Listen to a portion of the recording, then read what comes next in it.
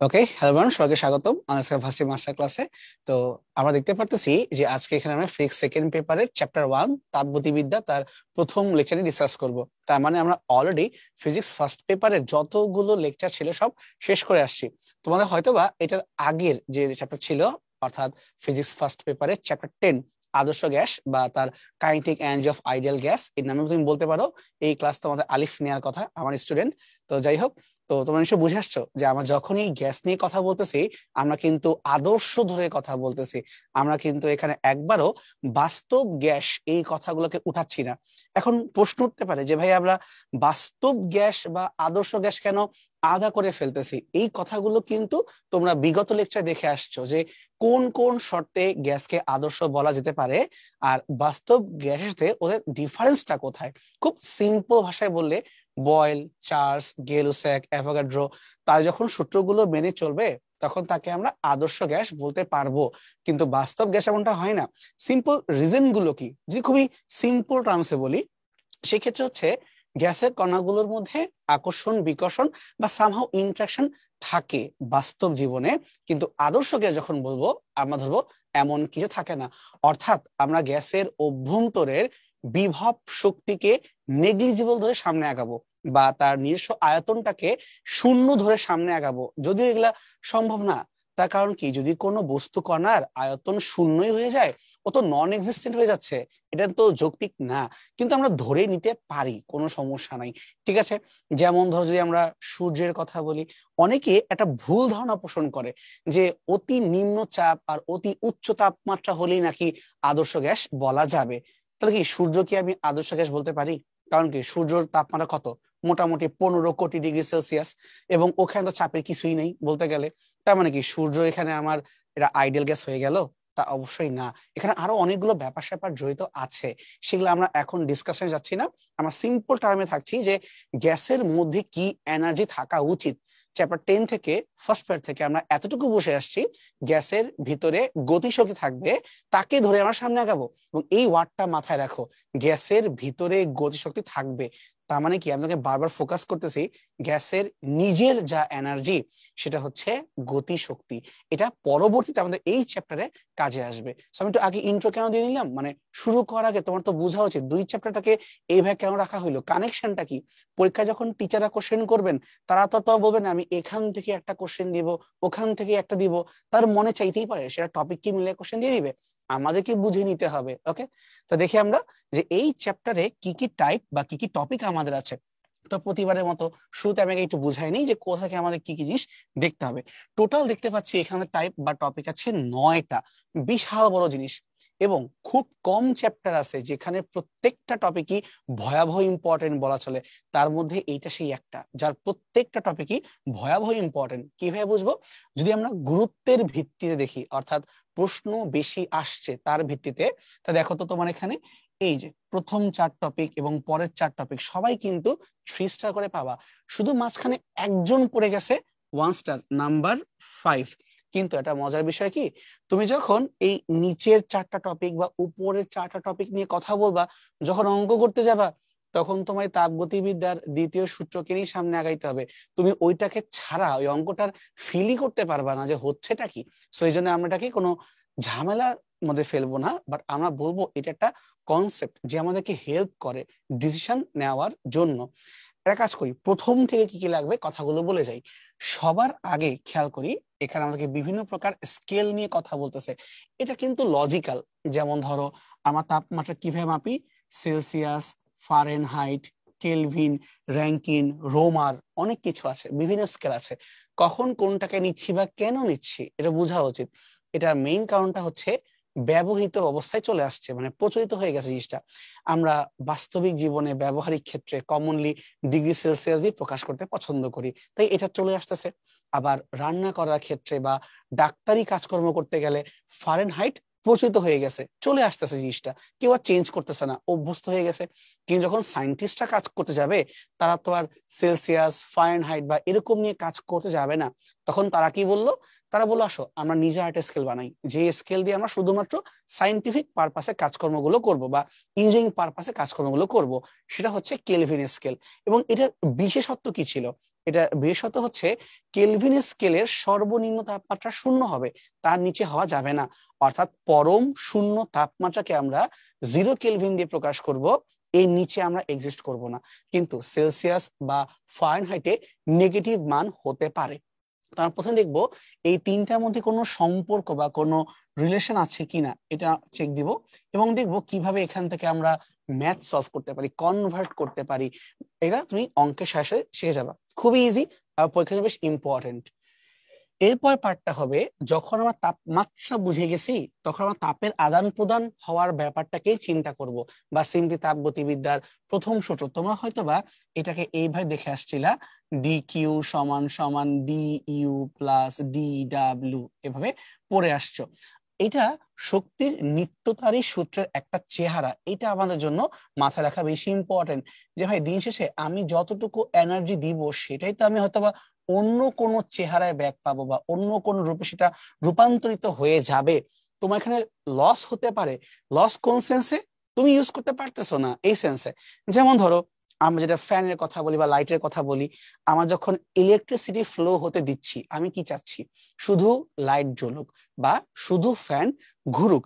তার সাথে কি হয়? লাইটটা গরম হয়ে যায়, ফ্যানটা গরম হয়ে যায়, মানে কিছুটা এনার্জি তাপ শক্তিতে রূপান্তরিত হয়ে যায়। সেটা আমরা চাই না। তাই আমাদের পার্সপেক্টিভে ওইটা লস, বাট শক্তির পার্সপেক্টিভে টোটাল এনার্জি যা ছিল আগে তাই আছে পরে, না সৃষ্টি হচ্ছে না ধ্বংস হচ্ছে, শুধু রূপান্তরিত হচ্ছে। তার মানে আমি যদি এই লসটাকে কমাইতে পারি তার মানে কি আমার দক্ষতা বেড়ে যাচ্ছে, এফিসিয়েন্সি বেড়ে যাচ্ছে, সেটা বলতে পারো। বাট তুমি এখানে এটা বলতে পারো না তুমি শক্তি তৈরি করছো বা তুমি শক্তি নষ্ট করছো। এগুলা কিন্তু যৌক্তিক কথা একদম না, এটা আমরা এখানে দেখবো। এবং স্ট্রিক্টলি মাথায় রাখবা যে আমরা সবকিছু কিন্তু এখানে অ্যাকচুয়ালি গ্যাসের পার্সপেক্টিভে ভাবতেছি। এখানে কিন্তু আমরা কোনো ওই ফ্যান বা পাখা বা ইলেকট্রিক্যাল সার্কিট ওদেরকে এখানে আনতেছি না, আমরা শুধু গ্যাসকে বা কার্যকরী বস্তু এখানে গ্যাসকে ধরে আমরা সামনে আগাচ্ছি। আচ্ছা, এরপরে খুব সুন্দর টপিক মোলার আপেক্ষিক তাপ। এখান থেকে বেশ ভালো পরিমাণের এমসিকিউ বিভিন্ন পরীক্ষায় আসে, এবং শুধু এমসিকিউ না, এটা কিন্তু ম্যাথের ভিতরের একটা ছোট অংশের মধ্যেও কাজ করে, যে স্থির চাপে বা স্থির আয়তনের মোলার আপেক্ষিক তাপ এবং সেগুলোর মান কি বুঝায় বা কিভাবে তোমার প্রক্রিয়াকে এরা প্রভাব ফেলে, সেগুলো চিন্তা করার জন্য বেশ সুন্দর একটা কনসেপ্ট। এটা আমরা অঙ্ক করতে করতে থিওরি গুলো বুঝায় বুঝায় বেশ ইম্পর্টেন্ট। এবার যে বলি সবচেয়ে কমন জায়গা প্রশ্ন হয় সেটা হইলো নাম্বার 4, সমষ্ণ, সমচাপ, সমায়তন প্রক্রিয়া। বিভিন্ন প্রক্রিয়ার জন্য বিভিন্ন প্রকার শর্ত আছে, মানে এই শর্ত সাপেক্ষে এইটা বা ওইটা হবে ওইটা। এই শর্তগুলো কি, তাদের মধ্যে সূত্রগুলো কি, সেগুলো দেখতে হবে। এবং তাদের সাথে আবার তাপগতিবিদ্যার এই প্রথম সূত্র কানেকশন কি সেটা আমরা ডিসকাস করব। এখান থেকে আমরা বিভিন্ন প্রক্রিয়ার গ্রাফ গুলো নিয়ে কাজ করব, আর মোস্ট ইম্পর্টেন্টলি প্রত্যেকটা প্রক্রিয়ার জন্য কাজ কিভাবে হয় সেই জিনিসটাকে ফোকাসে ফেলবো। কারণ দিন শেষে মানুষ কি চায়, যে ভাই তুই আমি পয়সা দিছি তোমার কাজ কর। সোজা কথা হলো এইটা, যে আমি এনার্জি দিছি তুই আমার কাজ দে। কাজ যদি না হয় তোমার লাভটা কি হইলো? জিনিসটা এরকম যে তুমি তোমার লাভ ক্ষতি দিয়ে অ্যাকচুয়ালি আগাবা, মানে দক্ষতার দিকে তুমি অ্যাপ্রোচ করবা, তাকে তো কাজ হইতে হবে। সো আমরা আস্তে আস্তে ধীরে ধীরে ওই দিকে ফোকাস করব, যে কিভাবে কোন প্রক্রিয়া কেমনটা কাজ পাওয়া যায়, কোনটা আমার জন্য বেটার, কোনটা আমার জন্য লস, বা এগুলো বাস্তবে সম্ভব কিনা, এগুলো আমরা ডিসকাস করবো এখানে। এবং এটা সবচেয়ে ইম্পর্টেন্টের মধ্যে একটা। ফাইন, এরপরে এতক্ষণ তোমরা প্রক্রিয়া টক্রিয়া সবই বুঝে ফেলছি। এবার এটাকে অ্যাপ্লাই করব কিসের ভিতরে? অবশ্যই একটা যন্ত্রের ভিতরে অ্যাপ্লাই করতে হবে। এখানে আমরা তাপীয় ইঞ্জিন বা হিট ইঞ্জিন নিয়ে ডিসকাস করব। একটা জিনিস আমাদের মনে রাখা দরকার, হিট ইঞ্জিন আর কার্নো ইঞ্জিন অ্যাকচুয়ালি এক কথা না। তার কারণ কি, কার্নো ইঞ্জিন এটা ধরে নেওয়া হয়েছে, এটা হাইপোথেটিক্যাল যে এমনটা হলে ভালো হতো, মানে একটা আদর্শ ইঞ্জিনকে চিন্তা করা হচ্ছে, বাট বাস্তবে এটা সম্ভব না। অ্যাকচুয়ালি কার্নো, ওনার বাবাও কিন্তু ইঞ্জিনিয়ার ছিলেন। যখন দ্বিতীয় বিশ্বযুদ্ধ হয় তখন কার্নো ওই যুদ্ধে অংশগ্রহণ করেন, এবং ওখানে একদিনের মধ্যে উনি যে শহরের হয়ে যুদ্ধ করতেছিলেন, একদিনের মধ্যে জার্মান বাহিনী ওই শহর দখল করে ফেলতে পারছিল। তার কারণ তাদের সৈন্য সংখ্যা অনেক বেশি ছিল, ম্যান পাওয়ার অনেক বেশি।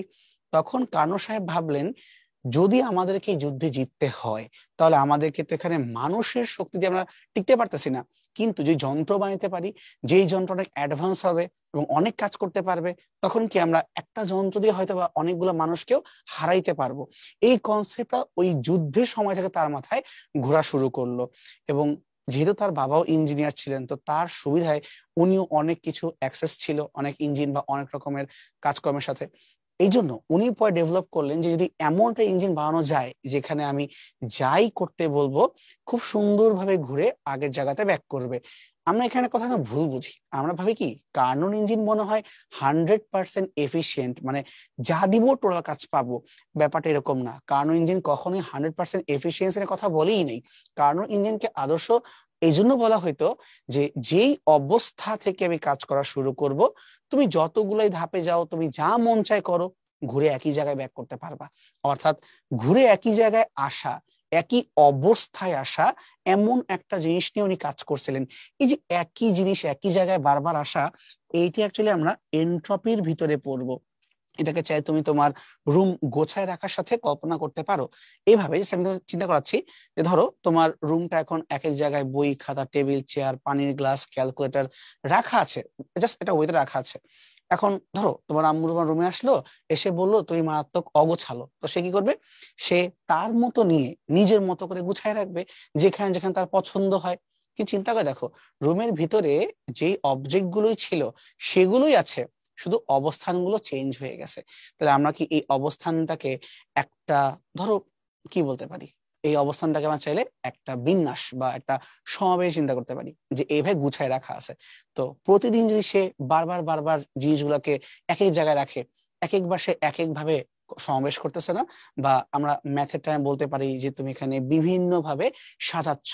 তো একই বস্তুকণাকে বা কয়েকটা বস্তুকণাকে কত ভাবে সাজানো যায়, এগুলা কিন্তু আমরা ম্যাথে দেখে আসা কথা। তাহলে এই সিম্পল জিনিসটা আমি ফিজিক্সের মধ্যে নিয়ে আসতে পারি, যে গ্যাসের ভিতরে সামগ্রিক অবস্থা কোনো প্রক্রিয়া শুরু হওয়ার আগে যেমন ছিল, প্রক্রিয়া শেষ হওয়ার পরেও ঠিক তেমনটাই থাকবে কিনা, এইটা চিন্তা করার বিষয়। এমন কিন্তু না যে অবজেক্ট গুলো ছিল সেগুলোই আছে কিনা, ঠিক সেভাবে আছে কিনা, এটা হচ্ছে আমাদের মেইন চিন্তার বিষয়। সো এটা হচ্ছে সেই এনট্রপি। এটা লিটারালি অনেক কনফিউজিং একটা জিনিস এনট্রপি। এটা হুট করে মাথায় আনা বা চিন্তা করা এতটাও সোজা না, বা এটা ব্যাখ্যাগুলো চিন্তা করাটা অনেক সময় সাপেক্ষ ব্যাপার। তোমাদের সেন্সে বলি খুব ইজি করে, এটা হচ্ছে শক্তি রূপান্তরের যে অক্ষমতা, সেই ব্যাপারটাকে আমরা এখানে এনট্রপি দিয়ে প্রকাশ করতে পারি। অথবা এভাবে বলতে পারো যে তোমার দাদা একটা বাইক কিনছিলেন, হন্ডা। সেটা এতটাই দামি বাইক ছিল তখনকার আমলে, সবাই অ্যাফোর্ড করতে পারতোই না ধরলাম। এখন সেই বাইক যদি আমি তোমাকে দেই, তুমি কিন্তু ছাড়া শান্তি পাবা না। তার কারণ কি, তখনকার আমলে ওইটা যতটা ভালো পারফর্ম করতো, এখন আস্তে আস্তে তার পারফরমেন্সটা খারাপ হয়ে গেছে। তাহলে এই যে যন্ত্র আস্তে আস্তে খারাপ হয়ে যায়, পারফরমেন্স খারাপ হয়ে যায়, কেন হচ্ছে? এই ব্যাপারগুলোকে নিয়ে আমরা আসলে এনট্রপির মধ্যে চিন্তা করতে পারবো। যে তুমি দিনের পর দিন ওকে কাজ দিয়েই যাবা, আর ও তোমার শক্তি নিয়ে কাজ করেই যাবে, এমনটা হবে না। ওকে কাজ করতে পারবা না। এমন এক সময় আসে যখন ও লিটারালি কোনো কাজ করতে পারে না। এই থিমটাকে আমরা এনট্রপির মধ্যে এনে চিন্তা করা শুরু করব। এইবার বাকি দুই টপিক হচ্ছে, একটা আমাদের রেফ্রিজারেটর এবং আরেকটা হচ্ছে তাপশক্তির রূপান্তর। অ্যাকচুয়ালি তাপশক্তির রূপান্তর এইটা তো আমরা সবগুলো টপিকের মধ্যেই চলে আনতে পারি, এটা নতুন করে আলাদা টপিক বলার কিছু নাই।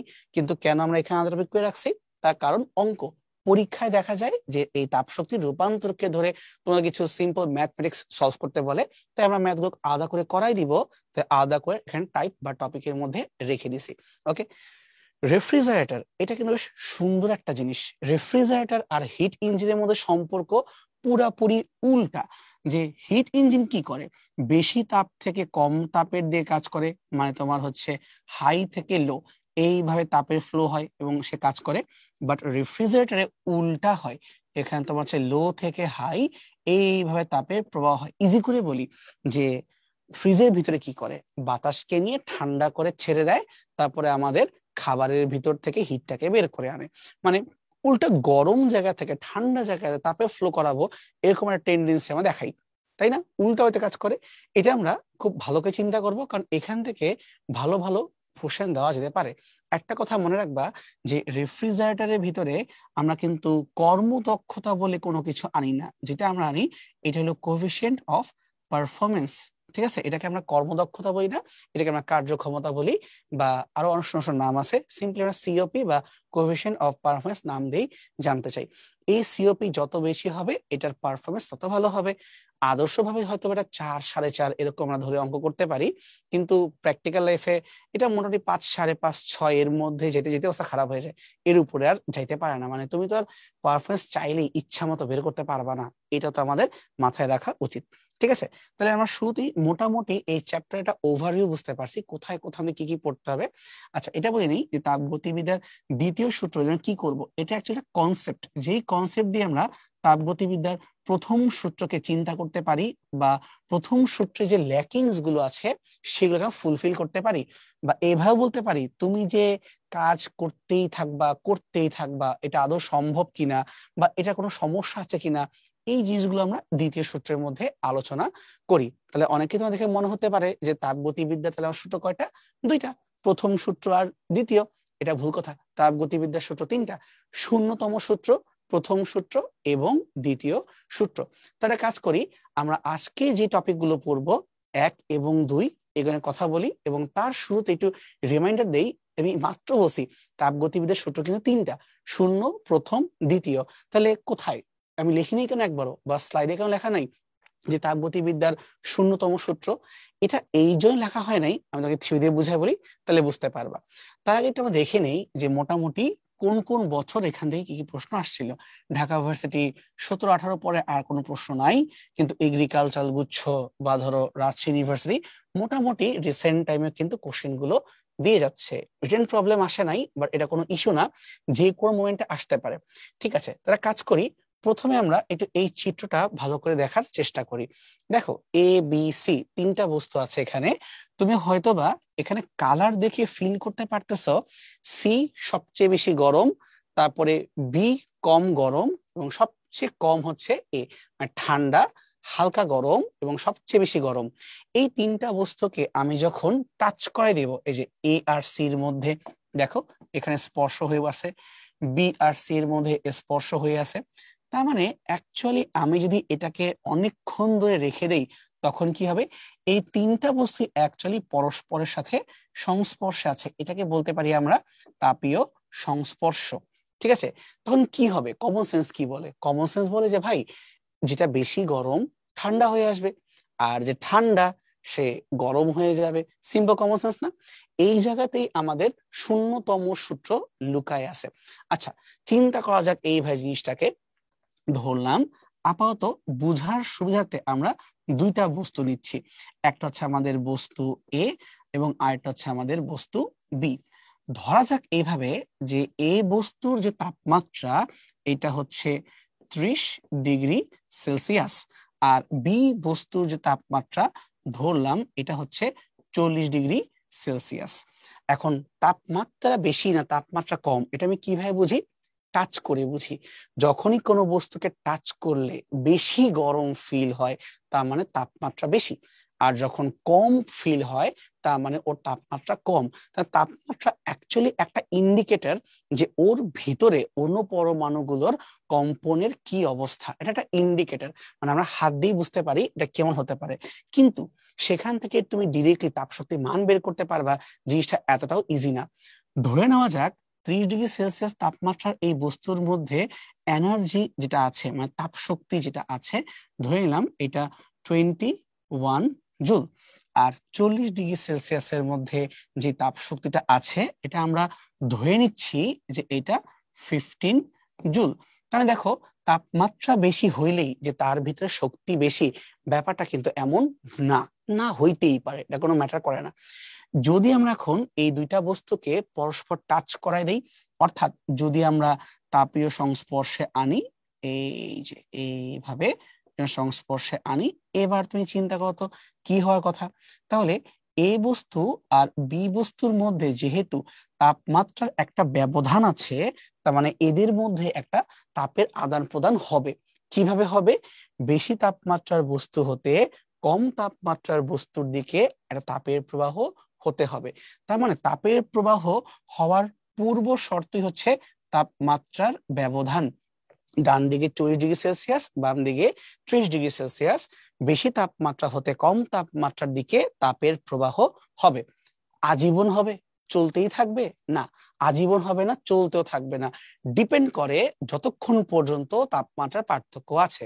কিন্তু একটু আগে দেখো তোমার কমন সেন্সে কি বলতেছিলাম, দুইটা হোক তিনটা হোক যতগুলোই বস্তু হোক, যখনই টাচ করাবো অত ধীরে ধীরে একটা তাপমাত্রার চেষ্টা করে গরমটা ঠান্ডা হয় এবং ঠান্ডাটা গরম হয়ে যায়।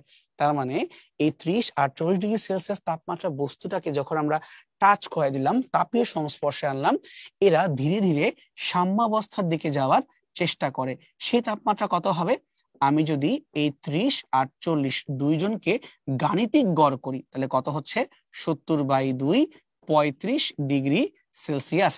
তার মানে যতক্ষণ না পর্যন্ত এই দুইটা বস্তুর তাপমাত্রা 35 ডিগ্রি সেলসিয়াসে আসতেছে ততক্ষণ পর্যন্ত এদের মধ্যে এই ফ্লো হতেই থাকবে। ব্যাপারটা এমনই, যতক্ষণ তুমি কারণ দিবা ততক্ষণ তুমি ফ্লো পাবা। বিভব পার্থক্য প্রয়োগ করলে ইলেকট্রনের ফ্লো হয়, চার্জের ফ্লো হয়। তো এইভাবে তাপমাত্রা পার্থক্য দিলে তাপের প্রবাহ হয়। ডাজেন্ট ম্যাটার কার কাছে বেশি কার কাছে কম। যেমন 40 ডিগ্রি সেলসিয়াসের ভিতরে তাপ শক্তি কম ছিল, দেখার বিষয় না, দেখার বিষয় হলো ও দিতে আগ্রহী কিনা, ওর তাপমাত্রা বেশি কিনা। ডান, হয়ে গেছে। কথা বুঝতে পারছি? অর্থাৎ আমরা এইটা ইন্ডিকেট করতেছি তাপীয় সংস্পর্শে আসলেই এরা সাম্যাবস্থার দিকে ধাবিত হয়, অর্থাৎ এদের তাপমাত্রাগুলো ব্যালেন্স হওয়ার চেষ্টা করে। তাহলে এখন যদি আমাদের বস্তু এরকম এ আর বি, এই চিত্রের ন্যায় এ আর বি দুইটা না হয়ে এ বি সি তিনটা হয়, কি যায় আসে, একই তো কথা। তার মানে এখানে সময় চিন্তা করা দরকার আছে এইভাবে যে যদি আমি এই চিত্র হতে দাবি করি যে ভাই দেখেন আমি কিন্তু এ আর সি কে এখানে টাচ করাই দিছি, তার মানে সময় লাগলেও কোনো একটা মোমেন্টে এ আর সি তাপীয় সাম্যাবস্থায় চলে আসবে এবং কোনো একটা মোমেন্টে এই পাশের বি আর সি এরা কিন্তু তাপীয় সাম্যাবস্থায় চলে আসবে। তাহলে এ আর সি সাম্যাবস্থায় আছে, বি আর সিও সাম্যাবস্থায় আছে, তার মানে এ আর বি যদি টাচ এখানে নাও করা থাকে টেনশন নাই, তার মানে এ আর বিও ইনডিরেক্টলি সাম্যাবস্থায় চলেই আসছে। এটাকে আমরা তাপগতিবিদ্যার শূন্যতম সূত্র বলতে পারি, যে যদি দুইয়ের চেয়েও বেশি, 3 4 5, আমি ধরলাম তিনটা তিনটা বস্তু পরস্পর তাপীয় সংস্পর্শে, এই যে এই জায়গাতে টাচ করা আছে, এই জায়গায় টাচ করা, তাপীয় সংস্পর্শে যদি থাকে, প্রথম দুইজন সাম্যাবস্থায় আসলো, পরের দুজন সাম্যাবস্থায় আসলো, তার মানে প্রথম আর তৃতীয় বস্তু সাম্যাবস্থায় আসতেই হবে। ম্যাথের মতো বলা যায় A equal to C, B equal to C হলে এ ইকুয়াল টু বি হইতেই হবে। কথা বোঝা গেছে? এটা কই কাজে লাগাবো? এই জিরোথ ল বা শূন্যতম সূত্র। একবার চিন্তা করো তো, যখন আমরা কোনো বস্তুর তাপমাত্রা মাপতে চাই তখন আমরা কি করি? জিরোথ ল বা শূন্যতম সূত্র। আগে বলো, তাপমাত্রা যখন মাপতে তখন কি করি? থার্মোমিটার ইউজ করি। হাত দিয়ে তো ধরে বলতে হবে ভাই গরম বা ঠান্ডা, মান কত, বুঝবো কেমনে? লাগবে আমাদের থার্মোমিটার। ধরা যাক এই কলমটা একটা থার্মোমিটার এবং ধরে নিচ্ছি যে কারো জ্বর আসছে বা আমার বডির টেম্পারেচার কত মাপতে চাই, এটাকে যে আমি মুখে দিয়ে দিই তখন কি হবে? আমার বডির যে টেম্পারেচার এই থার্মোমিটার ফিল করবে এবং ফিল করে একটা দাগ পর্যন্ত উঠবে, উঠাকে বোঝাবে যে ভাই আপনার বডির এখন টেম্পারেচার এত। যদি সেই টেম্পারেচারটা 100 ডিগ্রি ক্রস করে তখন বলতে পারি আমার জ্বর আসছে। বাট 100 ডিগ্রি কি, সেলসিয়াস না কেলভিন, এটা বলতে হবে না। 100 ডিগ্রি সেলসিয়াস মানে চিন্তা করতেছো পানি তো ফুটে বাষ্প হয়ে যায়, তাহলে কোনো ব্যক্তির যদি বডির তাপমাত্রা 100 ডিগ্রি সেলসিয়াস হয়, ওর ব্লাড ফোটা শুরু করবে, ও তো গায়েব হয়ে যাবে, সম্ভব না। তার মানে 100 ডিগ্রি ফারেনহাইট। কারণ কি বলছিলাম মনে আছে ক্লাস শুরুতে, ডাক্তাররা ফারেনহাইট ইউজ করতে পছন্দ করে বা যারা রান্না করে তারা পছন্দ করে, বাট নর্মাল ক্ষেত্রে আমরা সেলসিয়াস পছন্দ করি। ঠিক আছে? তার মানে এটা বুঝতে পারতেছি যে এই যে আমি তাপমাত্রা মাপতেছি এটা কিন্তু শূন্যতম সূত্রকে ফলো করে হচ্ছে। কিভাবে হইলো? লজিক্যালি ভাবো, যে ধরলাম এটা একটা বস্তু, এবার থার্মোমিটার যদি টাচ করে দেই, এদের মধ্যে কি তাপের আদান প্রদান হচ্ছে ততক্ষণ পর্যন্ত হচ্ছে যতক্ষণ না পর্যন্ত এটার এবং এটার তাপমাত্রা সেম হয়ে যাচ্ছে। তার মানে থার্মোমিটার তাপমাত্রা আর এই বস্তুর তাপমাত্রা সেম দেখাচ্ছে। তাই আমরা মাথায় রাখবো এইভাবে যে থার্মোমিটার কিভাবে তৈরি করা হয়েছে, যে এই কোশ্চেনটা জিজ্ঞেস করে তো তুমি ডিরেক্টলি উত্তর দিবা থার্মোমিটার তৈরি করার বেসিক যে প্রিন্সিপাল বা বা নীতি, এইটা হইলো তাপীয় সাম্যাবস্থায় আসা এবং সেটা তাপগতিবিদ্যার শূন্যতম সূত্রকেই ইন্ডিকেট করে। আশা করি এই যে এতক্ষণ চিল্লাফাল্লা করলাম, থিম বুঝতে পারছো যে আমি আসলে চাচ্ছিটা কি। আমি ধীরে ধীরে তাপমাত্রা থেকে তাপের প্রবাহ, যন্ত্র এগুলাকে রিলেট করতেছি। ফাইন। তাই চলো আমরা এখন থার্মোমিটারের ব্যাপার বোঝার জন্য এই ফিগারটা দেখতে পারি। এখানে আমাদেরকে কেলভিন, সেলসিয়াস, ফারেনহাইট এই তিনটা স্কেলকে কম্পেয়ার করে দেওয়া আছে। এর মানে এই না এর বাইরে কিছু নাই, এর বাইরে বহুত কিছু আছে, বাট তোমার সিলেবাসে তো নাই, তো এই জন্য আমরা ওগুলো নিয়ে কথা বলতেছি না। সমস্যাটা হইলো এই যে ভাই আমি কিভাবে বুঝবো এই স্কেল গুলা ঠিকঠাক বলতেছে? কারণ খেয়াল করে দেখো, এক একটা মোমেন্টে তারা কিন্তু এক একটা টেম্পারেচার বলে। একটা মোমেন্ট মানে কি? একটা ডেফিনিট ঘটনা। এই যে যখন ধরো বরফটা গলে পানি হচ্ছে বা পানি জমে বরফ হচ্ছে, সেই মোমেন্টে ডিগ্রি সেলসিয়াস বলতেছে এই মানটা 0, সেই মোমেন্টে ফারেনহাইট বলতেছে মানটা 32, এবং এই পাশে কেলভিন বলতেছে মোটামুটি -273। তাহলে আমি বুঝবো কিভাবে যে তোমরা ঠিক বলতেছো? আমি ট্রাস্ট করবো কিভাবে? এই ট্রাস্ট করার জন্য বা এটাকে বুঝার জন্য যে জিনিসটা বুঝতে হয়, থার্মোমিটার বানায় কি দিয়ে বা কিভাবে বানায়, এটা বুঝার জন্য যে কনসেপ্টটা লাগবে সেটা হচ্ছে স্থির বিন্দু, অর্থাৎ যেটা ফিক্স থাকবে। এটা দেখার জন্য সবচেয়ে সুন্দর হচ্ছে প্রকৃতিতে যেই ঘটনাটা ঘটবেই, যেমন পানি একটা নির্দিষ্ট তাপমাত্রাতেই জমে বরফ হয়, বা বরফ একটা নির্দিষ্ট তাপমাত্রায় গলে পানি হয়। ঠিক একইভাবে এখানে দেখো এই পানিটাও কিন্তু একটা নির্দিষ্ট তাপমাত্রা, ওই মোমেন্টে পৌঁছাইলেই বাষ্প হয়ে যাবে বা বাষ্প ঠান্ডা হয়ে পানি হবে। তাহলে এই ঘটনা আর এই ঘটনা এরা দুইটা কিন্তু স্থির ঘটনা। মানে তুমি যখন যে কোনো টেম্পারেচারে এটাকে ঘটাইতে পারবা না, ওই নির্দিষ্ট মোমেন্টে হইতে হবে, এটা স্থির তাপমাত্রা। এখন স্থির বলতে আরো সুন্দর করে এটাকে বলতে পারি আমরা বরফ বিন্দু। ঠিক আছে, এটা হচ্ছে আমাদের বরফ বিন্দু, আর তোমার উপরে এটা হচ্ছে আমাদের বাষ্প বিন্দু। বুঝতে পারছি? বরফ বিন্দু আর আমাদের বাষ্প বিন্দু। তাহলে আমি যেটা কাজ করি, স্কেল বানাবো, যে কোনো স্কেল মানে যে কোনো থার্মোমিটার বানাবো, এবং আমি মাথায় রাখবো যে এই দুইটা মোমেন্টে, বাষ্প হওয়া আর বরফ হওয়া, এই দুইটা মোমেন্টে প্রত্যেকটা স্কেলকে আমরা বসায় বসায় দেখবো কে কত বলে। তখন দেখা যাবে যে ফারেনহাইট যখন 32 বলে, তখন ডিগ্রি সেলসিয়াস 0 বলে, তখন কেলভিন 273 বলে। বলুক, যে যার মতো বলুক, মানে হিন্দি, আরবি, চাইনিজ, উর্দু বলুক গা, কথার মিনিংটা তো সেমই আছে। আমার মিনিং সেম থাকলেই তো হইলো। ঠিক একইভাবে যখন বাষ্প হবে, তখন কেলভিনে 373, সেলসিয়াসে 100, ফারেনহাইট 212, এবং এই দুইটা মান কিন্তু কখনোই বদলাবে না। মানে ঊর্ধ্ব স্থির বিন্দু আর নিম্ন স্থির বিন্দু এটা কিন্তু কখনোই বদলাচ্ছে না। হয়তো স্কেলের মান বদলাচ্ছে, বা স্কেলের এই 32 আর 212 মাঝখানে কতগুলো ভাগ বদলাচ্ছে, সেটা তো আমার ইচ্ছা। কারণ কি, আমি বানাইছি ফারেনহাইট স্কেল, আমার মন চাইছে আমি দিব, তোমার মন চাইলে তুমি আরেকটা বানাও। হয়তো তোমার এই স্টার্টিং ভ্যালু গুলো চেঞ্জ হয়ে যাবে, এই মোমেন্টের ভ্যালু গুলো বা ভিতরে ভাগ সংখ্যা চেঞ্জ হয়ে যাবে, কিন্তু একটা মুহূর্তে যে টেম্পারেচার তা কিন্তু বদলাবে না, তাই না? তার মানে আমি যে এখানে যে কোনো একটা মোমেন্টের টেম্পারেচারকে বের করে যাই, সাপোজ এই যে একটা মোমেন্টে বডির তাপমাত্রাই না হয় আমি বের করতে যাব, তখন দেখলাম যে আমাকে ফারেনহাইট স্কেলে বলতেছে মোটামুটি 100-র কাছাকাছি। এই কথা মানে কি, তুমি কিন্তু এখন জ্বরের দিকে আক্রান্ত হওয়া শুরু করছো। তাহলে তোমার এখন এখানে বডি টেম্পারেচার মোটামুটি 37-38 ডিগ্রি সেলসিয়াসের কাছাকাছি, আর এই পার্সেন্ট হচ্ছে মোটামুটি ধরো 310-এর আশেপাশে। তাহলে তোমার এখন বডিতে কিন্তু জ্বর আসতেছে। তার মানে আমি কিন্তু একটা ডেফিনিট মোমেন্টকে ডিফারেন্ট ডিফারেন্ট স্কেল দিয়ে ডিফাইন করলে ডিফারেন্ট ডিফারেন্ট ভ্যালু পাইতেই পারি, কিন্তু দুইটা স্থির বিন্দুর সাপেক্ষে। এইটা মনে রাখতে হবে যে আমরা দুইটা স্থির বিন্দুর সাপেক্ষে এই বেসিক স্কেলটাকে ডিফাইন করাইছি। এবং কিভাবে করতাম? আমরা এটাকে এভাবে করছি যে যেই মোমেন্টের ভ্যালু জানতে চাও আর আমাদের নিম্ন স্থির বিন্দু, এখানে একটা ঘরের ডিফারেন্স আছে, আর ঊর্ধ্ব স্থির বিন্দু আর নিম্ন স্থির বিন্দুর মধ্যে একটা ডিফারেন্স আছে। এইটাকে আমরা অনুপাত করে করে আগাইতে পারবো। এ কথা মানে হচ্ছে, যেমন সেলসিয়াস স্কেলকে নিয়ে লিখি, যে কোনো মোমেন্টের টেম্পারেচার সি, আর তোমার নিচের টেম্পারেচার মানে যখন বরফ গলবে বা বরফে কনভার্ট হবে তোমার হচ্ছে 0। এখানে 0, পানি বাষ্প হবে 100-তে আর তোমার বরফ হবে 0-তে। এইভাবে ঠিক একইভাবে F-32 ডিভাইড বাই 212 - 32 সমান সমান K - 273 ডিভাইড বাই 373 মাইনাস 273। এবার লিখতে পারি আমরা যে যতটুকু জানতে চাও সেই পর্যন্ত ডিফারেন্স, আর টোটাল ডিফারেন্স মানে ঘরের ব্যবধান, এটাকে আমরা মৌলিক ব্যবধানও বলে থাকি।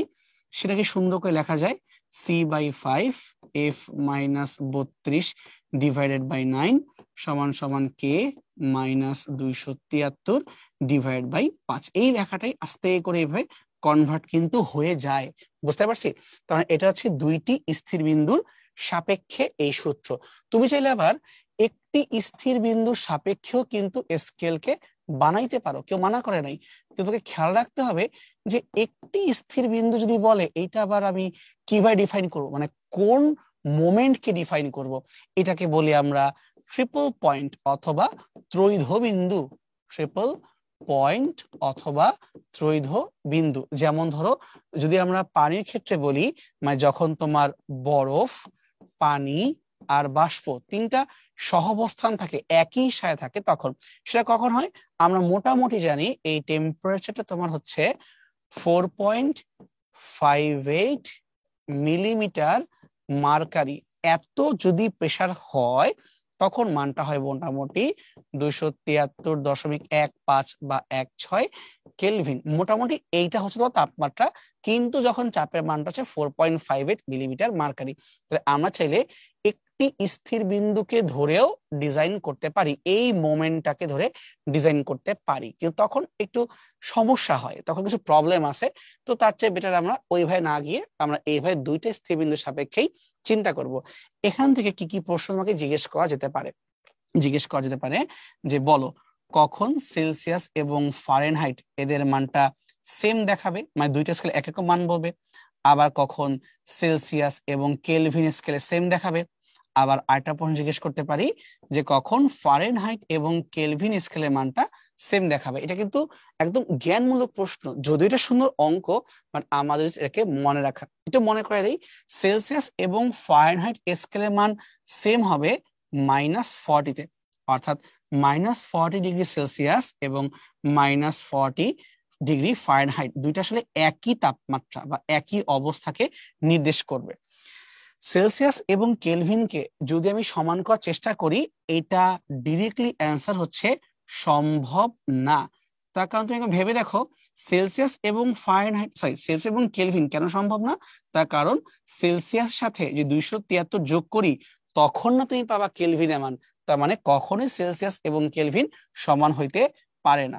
এবার লাস্ট ওয়ান, যে কখন তোমার ফারেনহাইট এবং কেলভিনের মানটা সমান দেখে। এটা মান মোটামুটি আমার যতটুকু মনে আছে 573 একটা কাজ করি আমরা, তারপর একবার চেক দিয়ে নেই।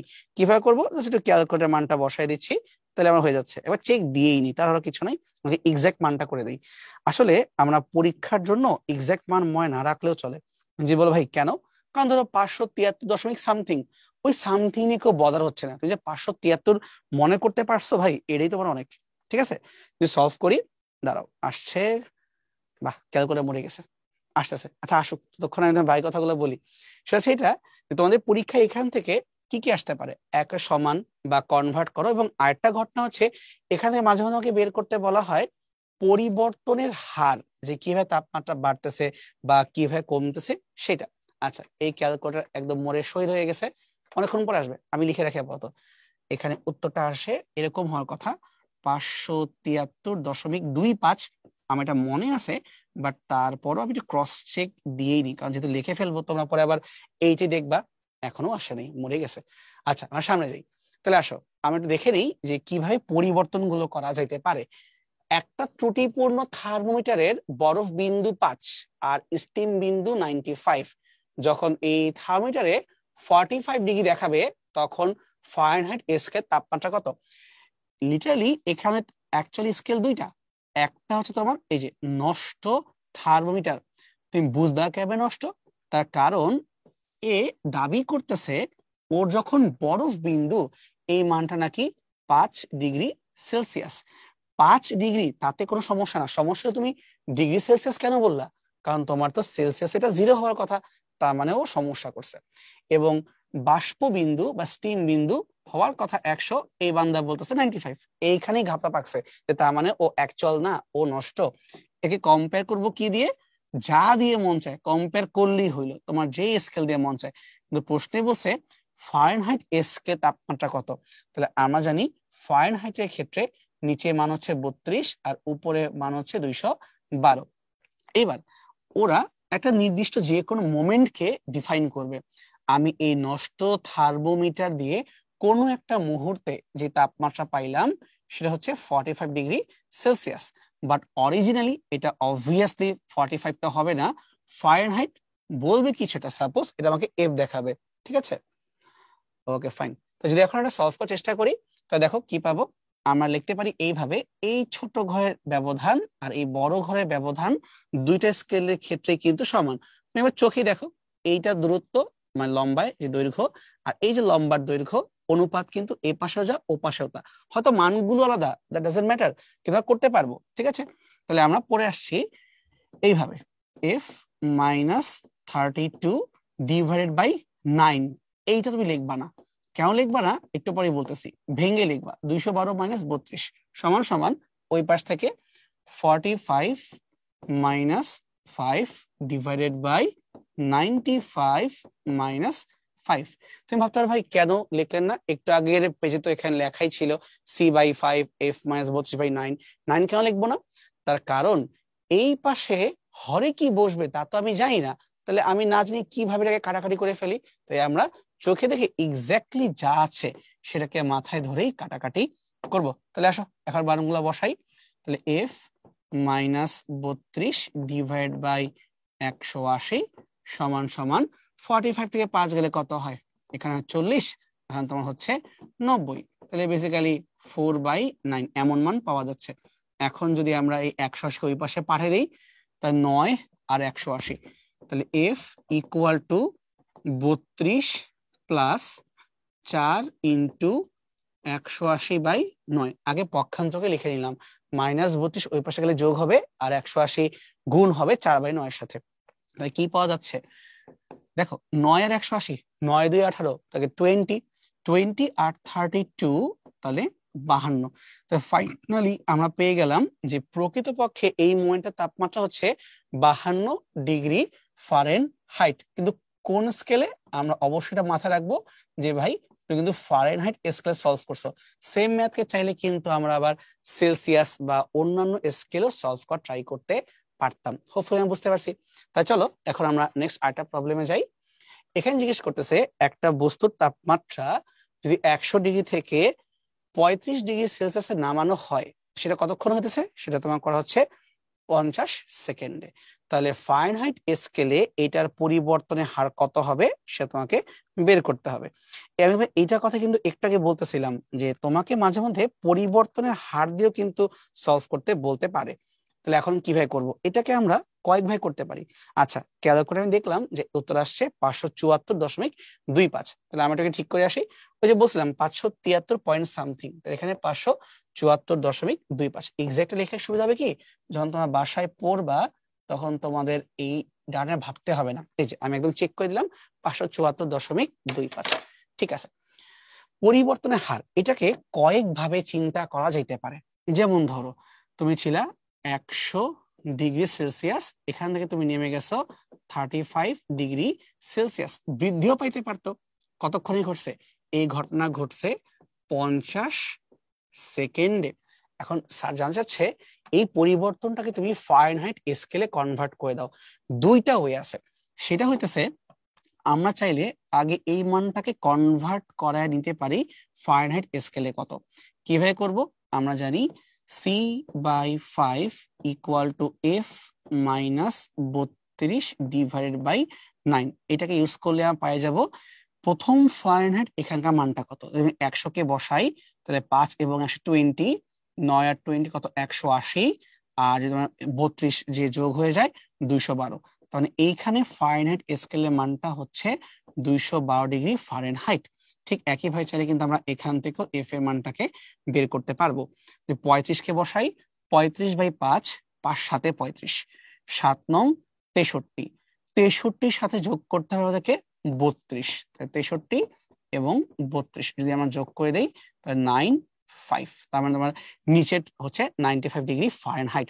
এখন তুমি চিন্তা করো 212 থেকে 95-এ নেমে আসছো, তাহলে কতটুকু পরিবর্তন হইলো? পরিবর্তনটা হবে বিয়োগফল 212 মাইনাস 95। বড় থেকে ছোট বাদ দাও তাইলে হবে, বেশি চিন্তা করার দরকার নাই। তাহলে যদি এটা 100 হইতো, 5 ঘর বাড়ায় নাও, যদি 100 হইতো তাহলে এখানে কত আসতো? 112 আসতো, 100 বাদ দিলে। বাট 5 ঘর কমাই দিছো, তার মানে 117। তাহলে বিয়োগ করলে পাচ্ছি আমরা 117।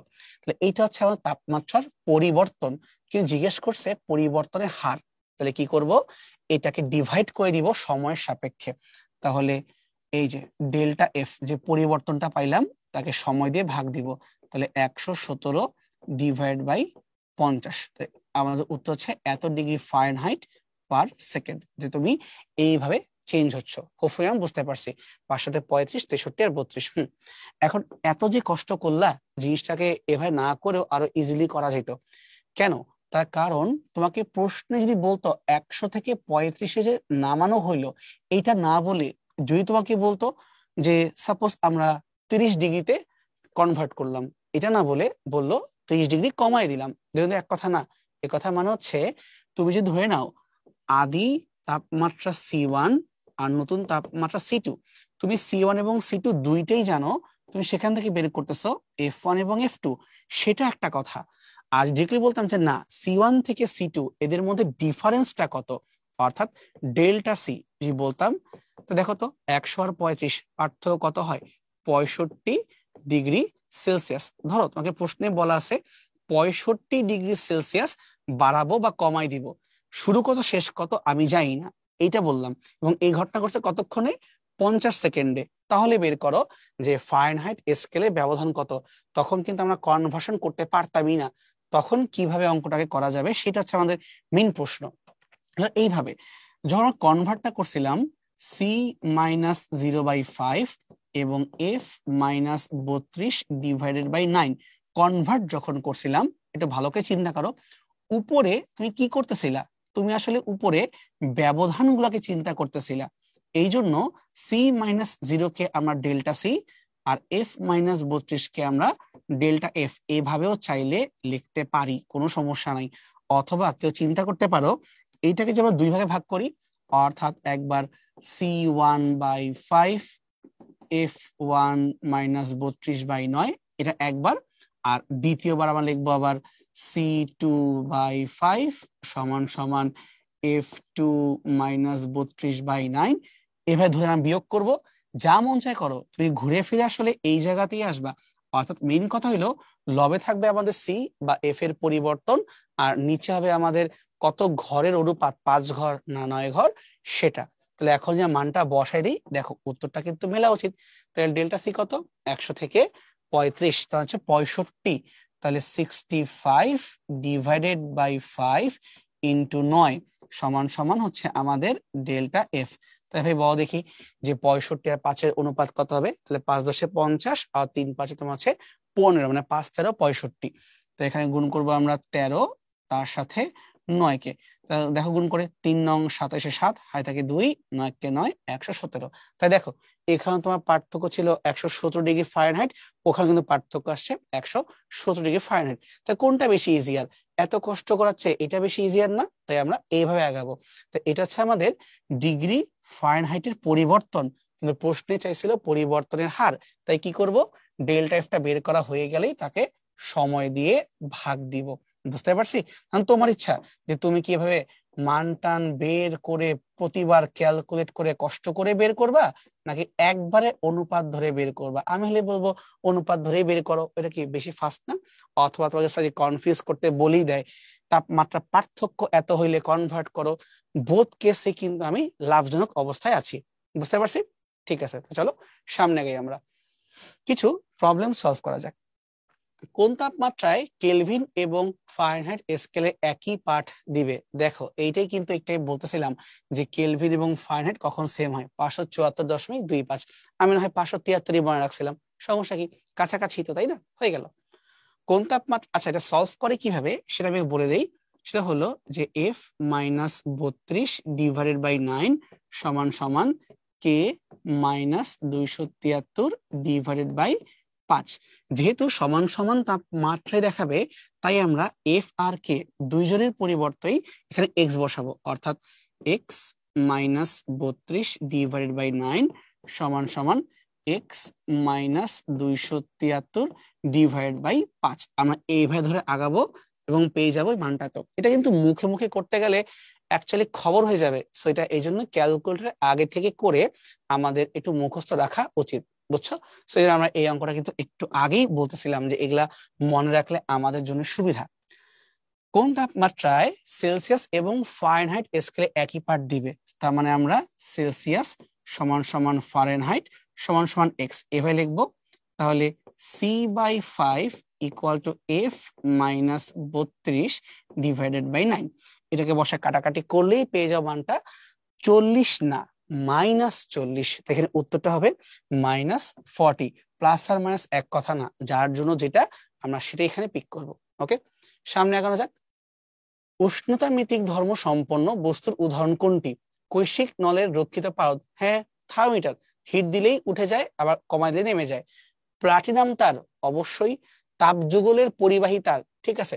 সবগুলি অ্যাকচুয়ালি উদাহরণ, কারণ তাপমাত্রার সাথে প্রত্যেকেরই কালার বা দৈর্ঘ্য কিছু না কিছু বদলাচ্ছে। এটাকে বলি আমরা উষ্ণতা মিতিক ধর্ম। অ্যাকচুয়ালি এই ধর্মকে ইউজ করেই তোমার একটা স্থির বিন্দুর সাপেক্ষে থার্মোমিটারকে ডিজাইন করা যায়। তো ধরো যদি আমরা উষ্ণতা ভিত্তিক ধর্ম এটাকে এক্স দিয়ে প্রকাশ করি, এটা কোন তাপমাত্রায়? ট্রিপল পয়েন্টে বা ত্রৈধ বিন্দুতে। এটা পুরাপুরি ডিপেন্ড করবে কি তাপমাত্রার উপরে, মানে ত্রৈধ বিন্দুর তাপমাত্রার উপরে।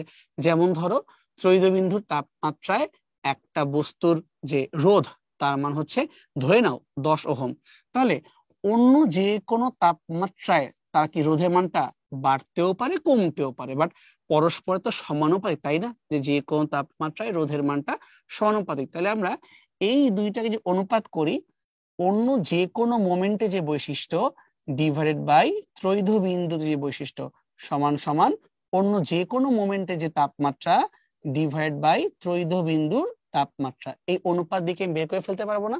ঐকিক নিয়ম, একটা কলমের দাম 10 টাকা হলে 50টা কলমের দাম কত? এটা হচ্ছে একটা স্থির বিন্দুর সাপেক্ষে, এবং সেটা অবশ্যই আমরা ত্রৈধ বিন্দুকে নিয়ে কাজ করি। বাট এটা কোন ত্রৈধ বিন্দু? এইটা তোমার হচ্ছে যে পানির ক্ষেত্রে ত্রৈধ বিন্দু, বুঝতে পারছো? এখন তুমি যদি চাও এটার ক্ষেত্রে অক্সিজেন বা অন্য যে কোনো গ্যাসের ক্ষেত্রে কিন্তু কাজে লাগাইতে পারবা, ঠিক আছে। তাপমাত্রা সেলসিয়াস স্কেলে 5 ডিগ্রি পরিবর্তন হলে ফারেনহাইট স্কেলে পরিবর্তন কত হবে? একটু আগে এটাকে নিয়ে কিন্তু কথা বলতেছিলাম যে ডেল সি এবং ডেল্টা এফ, তাই না? লিখে রেখে বলি তখন সুবিধা হবে। তাহলে ডেল্টা সি সমান সমান 5 ডিগ্রি। এখন জিজ্ঞেস করছে ভাই তাহলে ডেল্টা এফ কত?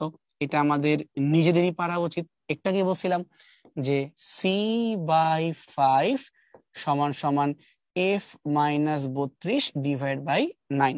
যখন ডেল সি মানটা 5 বসাই, 5 5 কাটাকাটি হয়ে যাবে আর 9 দিয়ে গুণ হয়ে যাবে। তাহলে উত্তর শুধুমাত্র আমাদের 9 ডিগ্রি ফারেনহাইট।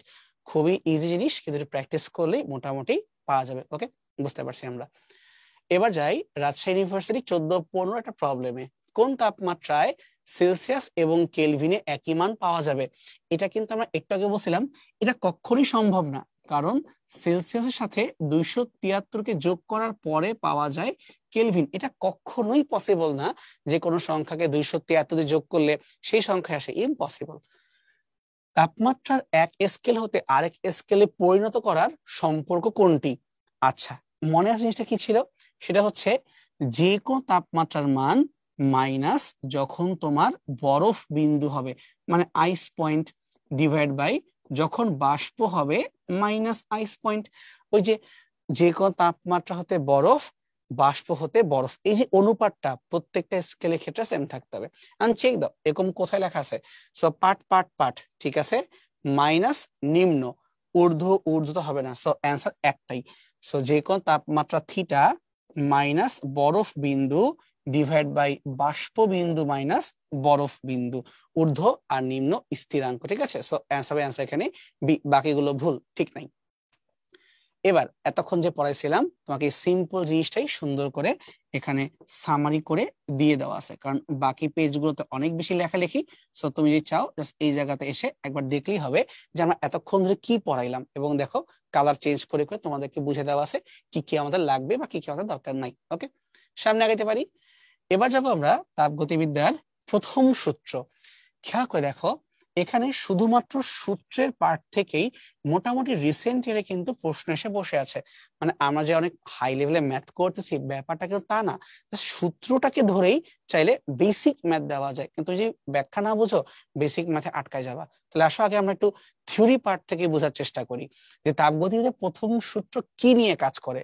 তাপগতিবিদ্যার প্রথম সূত্রের উদ্দেশ্যই হচ্ছে শক্তিকে সংরক্ষণশীলতার সাথে কন্ট্যাক্ট করা।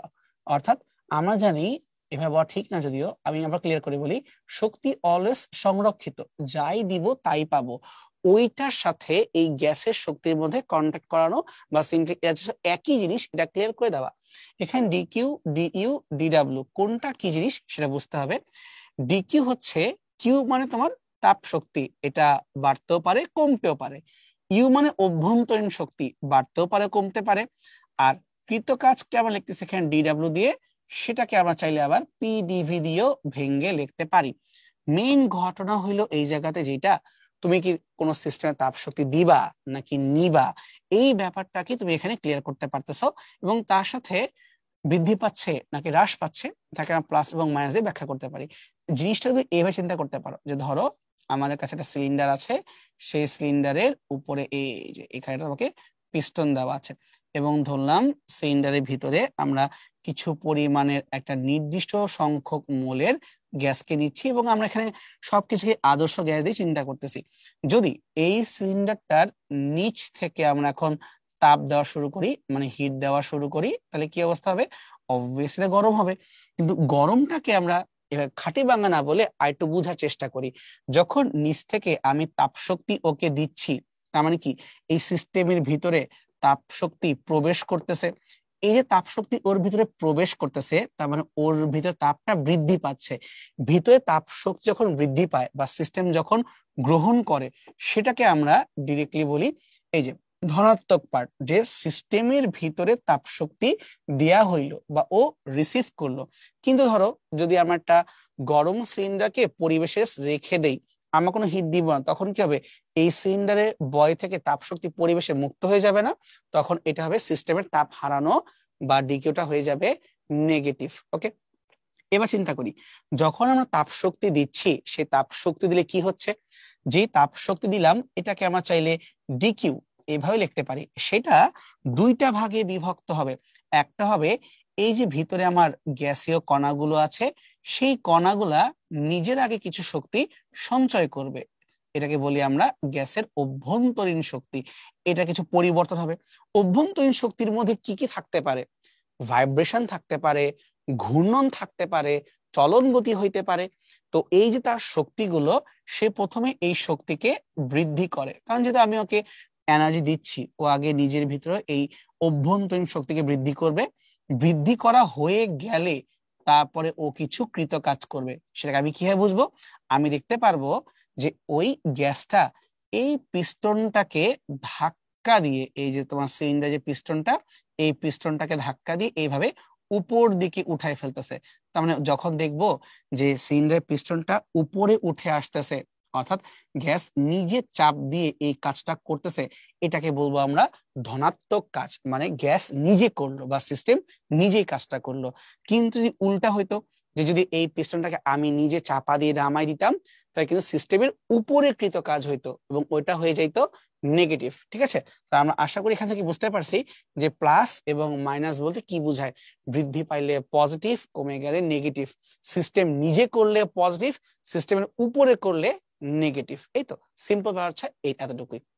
ফাইন, এখন এই পিডিভি কিভাবে হইলো তুমি চাইলে এটা খুব ইজি চিন্তা করতে পারো, অথবা পিডিভির সাথে তুমি আরেকটা কাজও মাথায় রাখতে পারো। সেটা হইলো, আমরা জানি আদর্শ গ্যাসের ক্ষেত্রে পিভি সমান সমান এনআরটি। তাহলে যদি আমি স্থির চাপে চিন্তা করি, তাহলে স্থির চাপে মানে পি বদলাবে না, কিন্তু আয়তন তো বদলাইতেই পারে। মোল সংখ্যা বদলাবে না, সার্বজনীন গ্যাস ধ্রুবক এটাও তো বদলাবে না, কিন্তু তাপমাত্রা তো চাইলেই বদলাইতে পারে। তার মানে আমরা চাইলে পিভি সমান এনআরটি এখান থেকে এইটাও দাবি করতে পারি যে কৃত কাজের সূত্র এন আর ডি টি এভাবেও কিন্তু লেখা যাইতে পারে। কিভাবে? এই যে এখান থেকে দেখাই দিলাম যে পিভি সমান এনআরটি, তাই ওইখান থেকে পিডিভি মানে এন আর ডিটি এটাও কিন্তু লেখা যেতে পারে। ডিফারেন্সিয়েট করে আমরা এটা বলতে পারি তাপমাত্রার পার্থক্যের সাপেক্ষে কৃত কাজ আমরা এক্সপ্লেইন করতে পারি।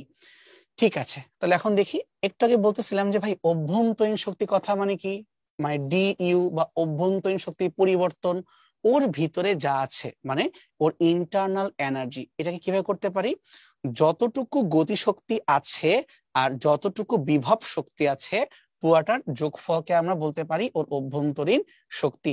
কিন্তু হ্যাঁ, যখন আমরা আদর্শ গ্যাস নিয়ে কথা বলি তখন কিন্তু আমরা কোনো বিভব শক্তি নিয়ে কথা তুলি না, তখন বলি বিভব শক্তি অ্যাকচুয়ালি এক্সিস্ট করে না, আমরা শুধুমাত্র গতি শক্তি নিয়ে কথা বলি।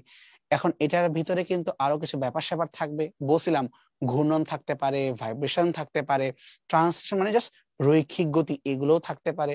তার কারণ কি, আমরা অ্যাকচুয়ালি যে বাস্তব গ্যাসের কথা বলি এদের ভিতরে আকর্ষণ বিকর্ষণ এক্সিস্ট করে, মানে ইন্টারশন এক্সিস্ট করে। সো এখান থেকে আসে বিভব শক্তি, আর এগুলোকে বলি আমরা গতি শক্তি। তোমরা এই জিনিসটাই ফিজিক্স ফার্স্ট পেপারে অবশ্যই আদর্শ গ্যাসে পড়ে আসছো, ডিগ্রি অফ ফ্রিডম, স্বাধীনতার মাত্রা মনে আছে? এই জন্যই ক্লাসের শুরুতে বলতেছিলাম যে আদর্শ গ্যাসের সাথে এই চ্যাপ্টার কানেকশনটা কোথায়, এই জায়গাগুলো আস্তে আস্তে আসবে। এই জন্য কিন্তু যখন আমরা আদর্শ গ্যাস বলবো তখন আমরা অ্যাট্রাকশন রিপালশন এগুলোকে বাদ দিয়ে দিব, শুধুমাত্র রোটেশন ভাইব্রেশন ট্রান্সলেশন এগুলাকে আনবো। ইভেন তোমাদের সিলেবাসে ভাইব্রেশনটাও নাই, কেন? তার কারণ এই ভাইব্রেশন হওয়ার জন্য তাপমাত্রা অনেক বেশি হইতে হয়, অতি উচ্চ তাপমাত্রা। তো নর্মাল রুম টেম্পারেচারে বা নর্মাল তাপমাত্রায় এই ভাইব্রেশনে তেমন কোনো প্রভাব পড়ে না। তাই আমরা শুধুমাত্র ঘূর্ণন আর তোমার রৈখিক এই দুই গতিকে নিয়েই ডিগ্রি অফ ফ্রিডম বা স্বাধীনতার মাত্রা এফ এর কথা বলে থাকি। একটু মনে করে দেখো, তোমরা অবশ্যই আদর্শ গ্যাসে এফ এর যে মানগুলো হয় মানগুলো ছিল 3, 5 এবং 6। একটু মনে করে দেখো, পড়ে আসছো কিন্তু। 3 কার জন্য ছিল এক পারমাণবিক গ্যাস, 5 কার জন্য দ্বিপারমাণবিক গ্যাস এবং 6 কার জন্য ত্রি বা বহু পারমাণবিক গ্যাস, তাই না? পড়ে আসছে কিন্তু আমরা এই মানগুলো। এবং এটা মনে থাকার কথা যে একজন ছিল ব্যতিক্রম, সেটা কোনটা? Carbon die oxide. তার কারণ কার্বন ডাই অক্সাইড ত্রি বা বহু পারমাণবিক হইলেও এর গঠনটা কিন্তু সরল রৈখিক। এই জন্য কার্বন ডাই অক্সাইডকে তোমায় চাইলেও ত্রিতে ফেলতে পারবা না, তোমাকে ওকে এখানে 5 ধরেই সলভ করতে হয়, কারণ গঠনটা সরল রৈখিক, ও কিন্তু ব্যতিক্রম। ঠিক আছে, আমরা এটা ডিটেইলস আদর্শ গ্যাসের চ্যাপ্টারে পড়ে আসছি, তাই আমি এখানে এটা নিয়ে আবার কথা বলতেছি না, সামনে গাই আমরা। তো দেখো, এখানে আমরা একটা বেসিক অ্যাপ্রোচ দেখতেছি যে কিভাবে কাজ করে। এটা একটা অ্যানিমেশনের মতোই ছিল, যে ধরো যদি আমরা এখানে এইটাকে ঘুরাই এইভাবে, মানে এইভাবে যখন এটা ঘুরতেছে তখন কি হবে, যখন এটা ডান দিকে ঘুরতেছে প্রথমে এই পিস্টনটা নিচে নামতেছে, আর যখন এটা এই পাশে উঠে যাচ্ছে তখন পিস্টনটা কিন্তু উপর দিকে উঠে যাচ্ছে। সো বেসিক্যালি পিস্টনটা একবার চাপা দিচ্ছে, একবার উঠে যাচ্ছে, চাপা দিচ্ছে, উঠে যাচ্ছে, তাই না?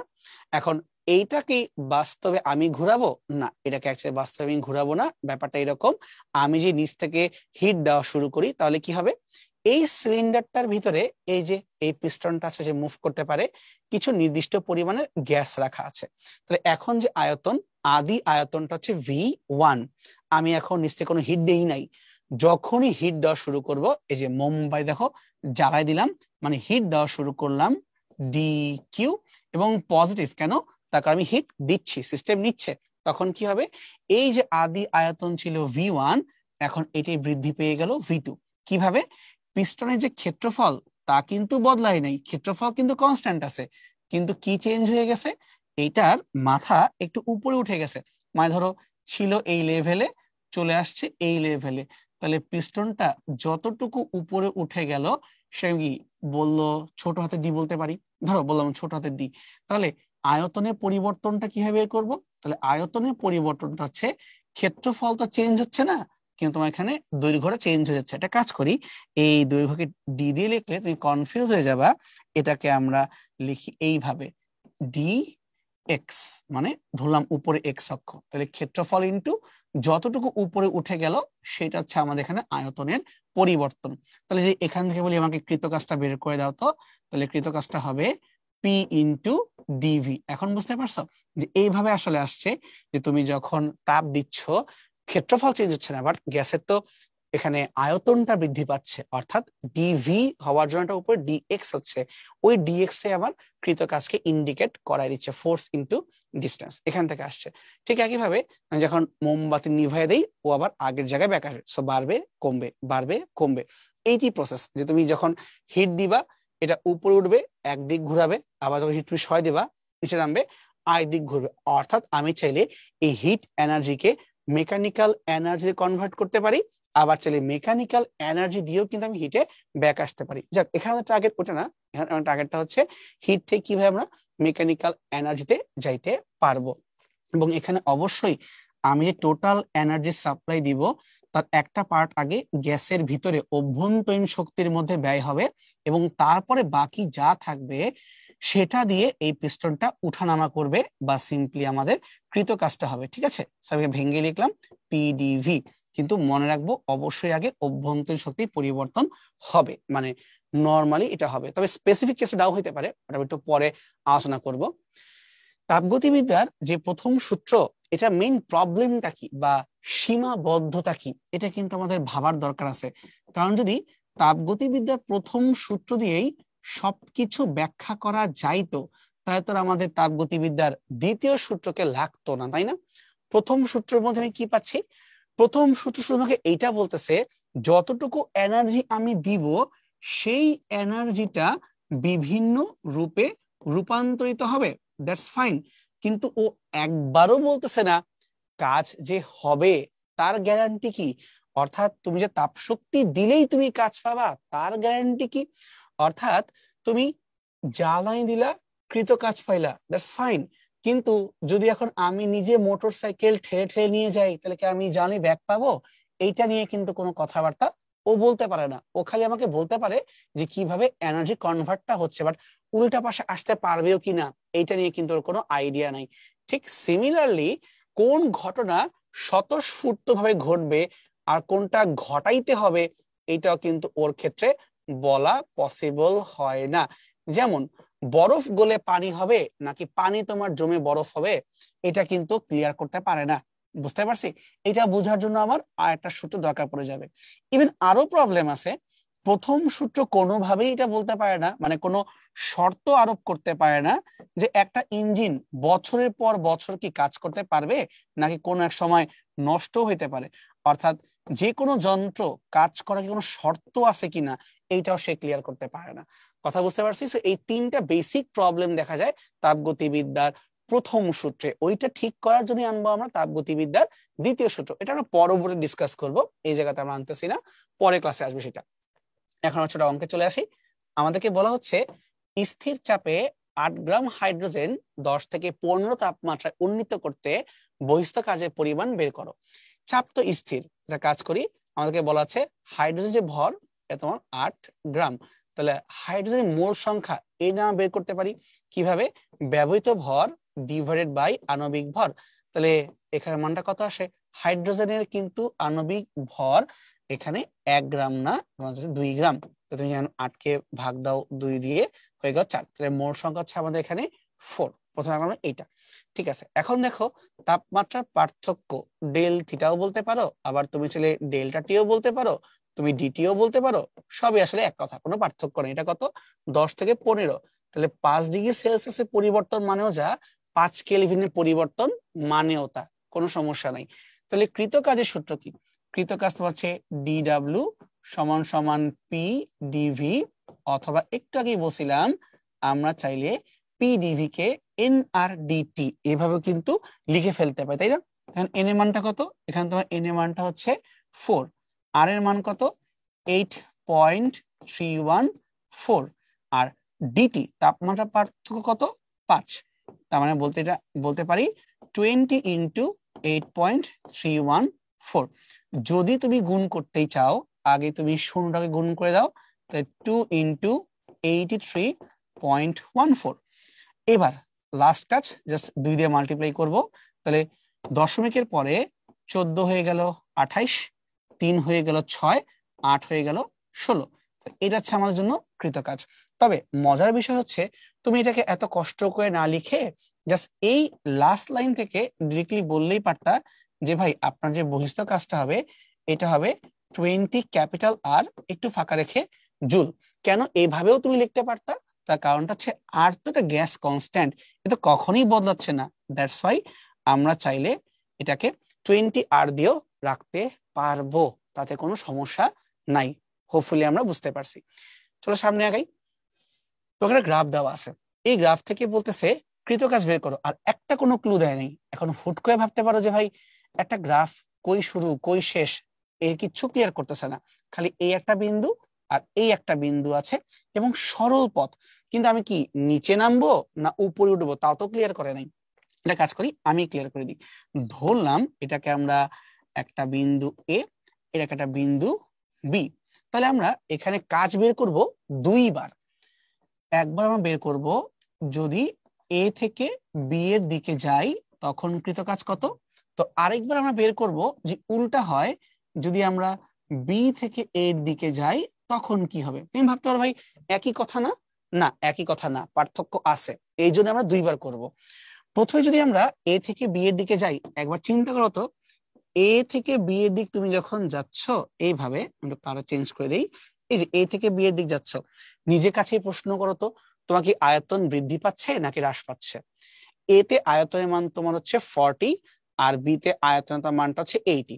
তার মানে যখন এ থেকে বি তে যাচ্ছি আমরা কিন্তু এটা বলতে পারি যে ডিভি বা আয়তনের যে পরিবর্তন এটা পজিটিভ।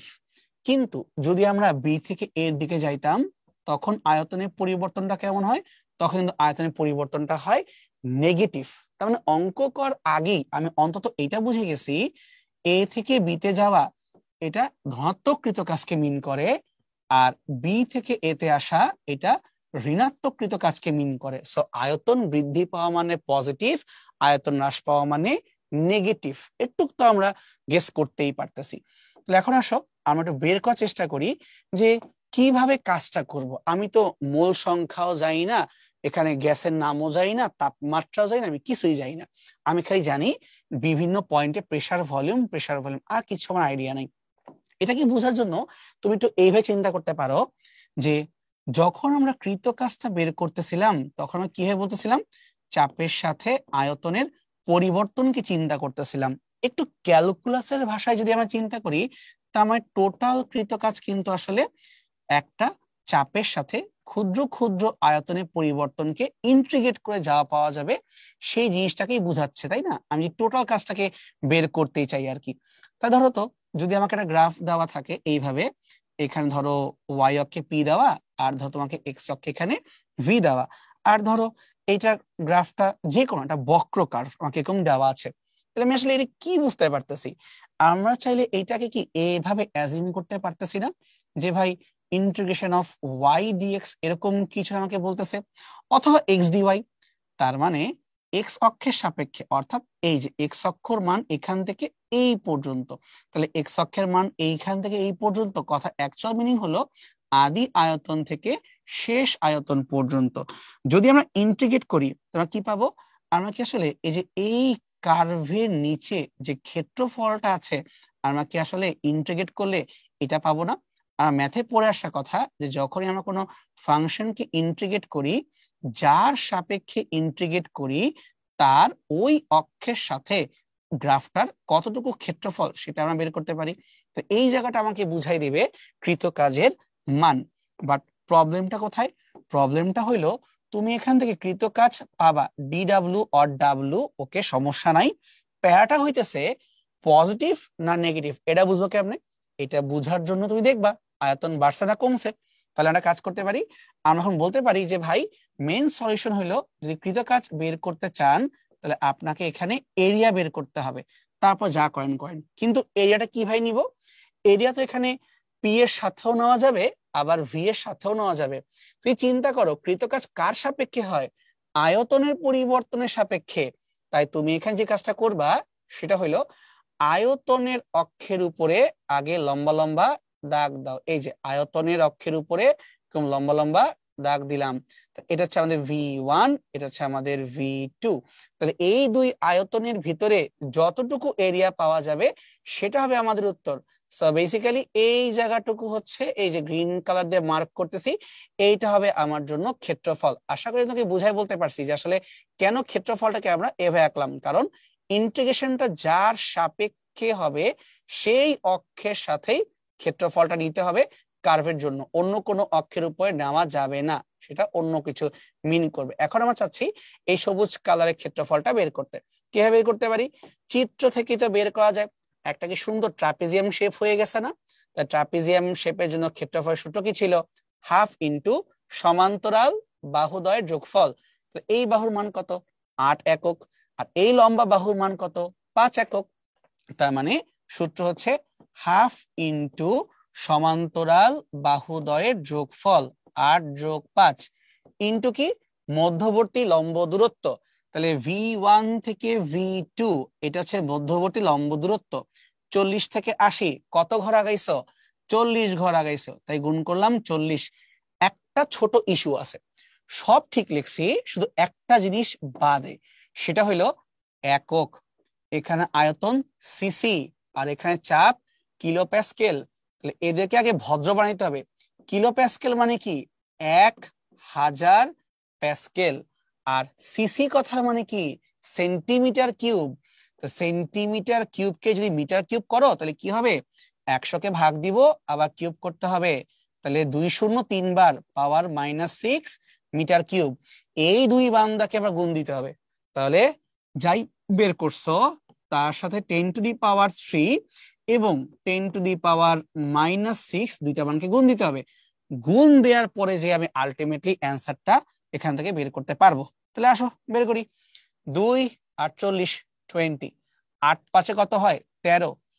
13 আর 20 গুণ করলে কত হয়? 26। আর একটা শূন্য আছে, শূন্য পয় লিখতেছি। 3 আর 1 শূন্য মানে 4 শূন্য। 4 থেকে 6 কে বাদ দিলে পাওয়ার -2। তাই 26 ইন্টু 10⁻⁻2। -2 মানে কি? 2 ঘর আগায় যাব, তাহলে 0.26 এত জুল। ঠিক আছে, তাহলে আমি কিভাবে গুণ করলাম? 8 5 13 আর 2 দিয়ে 4 কে কাটলে কত হয়? 2। 13 কে 2 দিয়ে গুণ করলে কত হয়? 26। একটা শূন্য, তিনটা, চারটা শূন্য, 6 থেকে 4 বাদ দেওয়া মানে 2 শূন্য, কিন্তু মাইনাস 2 ঘর আগে গেলাম, তাহলে 0.26 জুল। খালি পার্থক্য হলো একটা হবে পজিটিভ আর একটা হবে নেগেটিভ। তাহলে কোনটা পজিটিভ কোনটা নেগেটিভ? যখন এ থেকে বি যাব এইটা হবে আমাদের পজিটিভ 0.26 জুল। ঠিক আছে, আর যখন আমরা বি থেকে এ যাব তখন হবে আমাদের একই মান বাট নেগেটিভ 0.26 জুল। কারণ কি ভাই, এক জায়গায় তোমার আয়তন বাড়তেছে, আরেক জায়গায় আমাদের আয়তন কমতেছে। এই তো সিম্পল ব্যাপার স্যাপার। আমাদের মেইন প্রবলেম হয় কি, আমরা বুঝি না তা না, বাট আমরা একটু গ্যাঞ্জাম পাকাই ফেলি। এবার সেম টপিকের উপরে আমরা আরেকটা ম্যাথ সলভ করতে পারি। এখানে দেখো একটা আবদ্ধ ক্ষেত্রফল দিয়ে রাখছে এবং দিয়ে বলতেছে কৃতকাজ বের করো। একটু আগে গ্রাফটা দেখো তো, এটা কিন্তু মুক্ত ছিল আর এবার কিন্তু আবদ্ধ হয়ে গেছে। আবদ্ধ হইলে কেমনি কি? ওই একই কথা, আমরা ক্ষেত্রফলই বের করব, বাট প্যারাটা হইতেছে এই জায়গাতে তোমাকে এখন যে কাজটা করতে হবে সেটা শুধুমাত্র এই বদ্ধ জায়গার জন্য করতে হবে। তুমি এই বদ্ধ জায়গার বাহিরে যেতে পারবা না। এইখানে যতটুকু এরিয়া আছে এটা হবে আমাদের জন্য উত্তর, আর বাকিটা আমি হিসাবে আনতে যাব না। একদিকে ভালো, বদ্ধ হয়ে গেলে তোমার কনফিউশন থাকবে না যে আমি কোন অক্ষরে চিন্তা করব। কিন্তু প্যারাটা খাইতেছে আরেক জায়গাতে এসে, সেটা হইতেছে যে এটা কেমন ক্ষেত্রফল। এটাকে দেখতে কি এলিপস বা উপবৃত্তাকার মনে হচ্ছে না? একটু ম্যাথের কথা মনে করো তো ভাই। উপবৃত্তের ক্ষেত্রফলের সূত্র কি ছিল? উপবৃত্তের ক্ষেত্রফলের সূত্র ছিল পাই এ বি। আশা করি মনে আছে। তাহলে পাই নিয়ে আমার কোনো মাথা ব্যথা না, এ আর বি নিয়ে মাথা ব্যথা, যে এ কোনটা আর বি কোনটা। 0.2 থেকে 0.8 কত ঘরের ব্যবধান? 6 ঘরের ব্যবধান। আর এই পাশে তোমার 9 থেকে 5 কত ঘরের ব্যবধান? 4 ঘরের ব্যবধান। তাহলে এ কোনটা আর বি কোনটা? অর্ধেক। অর্ধেক, এই যে semi major Axis, semi minor Axis. ওই যে বৃহদাক্ষ ক্ষুদ্রাক্ষ পড়ছি না, তাহলে একটা হচ্ছে এ আর একটা হচ্ছে বি। ধরলাম এটা হচ্ছে এ আর ধরলাম এটা হচ্ছে বি, তাহলে এর মান কত হবে? 0.6 এর অর্ধেক হবে। তাহলে 0.6 কে অর্ধেক করলে হয় 0.3, আর বি কত হবে? 0.4 এর অর্ধেক, তাহলে 0.4 কে অর্ধেক করলে হয় 0.2। তাহলে কত হয় ভাই গুণ করলে? 3 2 6। বাট থামু, আগে চেক দাও একক ঠিক আছে কিনা, কারণ সব খেয়াল করি এককটাই ভুলে যাই। এটা মিটার কিউব, ওকে টেনশন নাই, মিটার কিউব মানে ঠিক আছে, কিন্তু এই জায়গায় ঘাপলা, এটা কিলো প্যাসকেল, তার মানে 1000 প্যাসকেল। তাই তুমি যেই মানটাই পাইছো তাকে আবার মাল্টিপ্লাই করতে হবে 1000 দিয়ে। এইবার যে তুমি উত্তর পাবা জুল এককে। প্রতিবার আমরা একক চেক করতে ভুলে যাই। তাহলে বাচ্চারা 3 আর 2 গুণ করলে কত হয়? 6 হয়। আর একটা পাইকে রাখতে পারি, বাট বাট বাট 3 আর 2 দুই জনেরই কি এক ঘর এক ঘর, মানে 2 ঘর আগে দশমিক আছে, তাই 10 পাওয়ার 3 2 ঘর বাদ দাও থাকে এক ঘর, তাহলে 60 পাই। এখানে কৃতকাজের মানটা হবে 60 পাই এত জুল। আর ভাঙার দরকার নেই, অনেক ভাঙছো, পাই মানে 3.1416। একটা কোশ্চেন উঠতে পারে, ভাই আমরা তো মান বের করা শিখলাম, কিন্তু এই কাজটা কি পজিটিভ নাকি নেগেটিভ, মানে কৃত কাজটা কি ধনাত্মক নাকি ঋণাত্মক, এইটা কিভাবে বুঝবো? আচ্ছা ফাইন, এটা বোঝার নিয়মটা হচ্ছে এইটা ঘুরতেছে কিভাবে, মানে এই চক্রটা কি অ্যান্টি ক্লকওয়াইজ নাই ক্লকওয়াইজ, সেখান থেকে বোঝা যায়।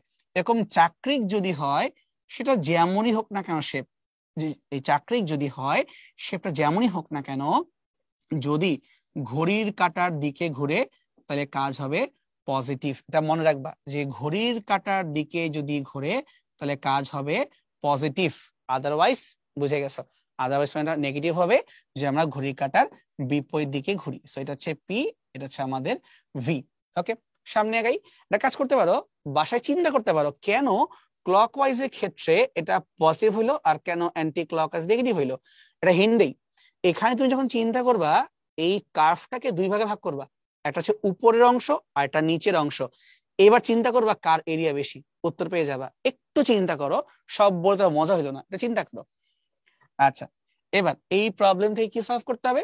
একটা আদর্শ সিস্টেমকে এ বি সি এ মানে চক্র ঘুরে আনছে, এবং তখন কি করছে? নেট 5 জুল শক্তি দেওয়া হইল। যেহেতু শক্তি দিছি তাই ডিকিউ মানে পজিটিভ 5 জুল। এখন তোমাকে বের করতে বলতেছে সি এ পথে কৃত কাজ কত। সব সময় মনে রাখবা যখনই একটা চক্র একবার ঘুরে আসে, দেখতে এমন হোক আর দেখতে এমন হোক, তার মানে অন্তস্থ শক্তির পরিবর্তন হবে 0। এটা অলওয়েজ মনে রাখবা যে চক্র হইলেই, সাইকেল হইলেই, একটা কমপ্লিট সাইকেল হোক আর 5টা কমপ্লিট সাইকেল হোক, অভ্যন্তরীণ পরিবর্তন হবে 0, মানে আগের জায়গায় ব্যাক আসছি। তাহলে বলতে পারি ডি কিউ সমান সমান D U plus D W, অর্থাৎ আমরা দাবি করতে পারি এখানে টোটাল যে কৃত কাজটা হবে সেটা অ্যাকচুয়ালি 5 জুলই হবে। কিভাবে? এই মানটাকে বসাই দিলাম, তাহলে টোটাল কৃত কাজ আমার 5 জুল হবে। কিন্তু কাজকে তো ভাঙ্গা যেতে পারে, এই কথা মানে কি? স্টেপ কয়টা? স্টেপ 3টা, এ থেকে বি, বি থেকে সি, সি থেকে এ, 3টা স্টেপ না? তাহলে আমাদের কাজ কয়টা হবে? এই 3টে স্টেপ হবে। একটা ছোট ইস্যু আছে, সেটা হইলো এখানে দেখো প্রেসারকে কই দিয়ে রাখছে, প্রেসারকে কিন্তু তোমার এখানে দিয়ে রাখছে নিচে। তো নর্মালি কিন্তু আমরা প্রেসারকে এভাবে এক্স অ্যাক্সিসে আঁকি না। আচ্ছা দিছে দিছে সমস্যা নাই, জাস্ট মাথায় রাখলাম একটু কেয়ারফুল হতে হবে। স্টেপ কয়টা?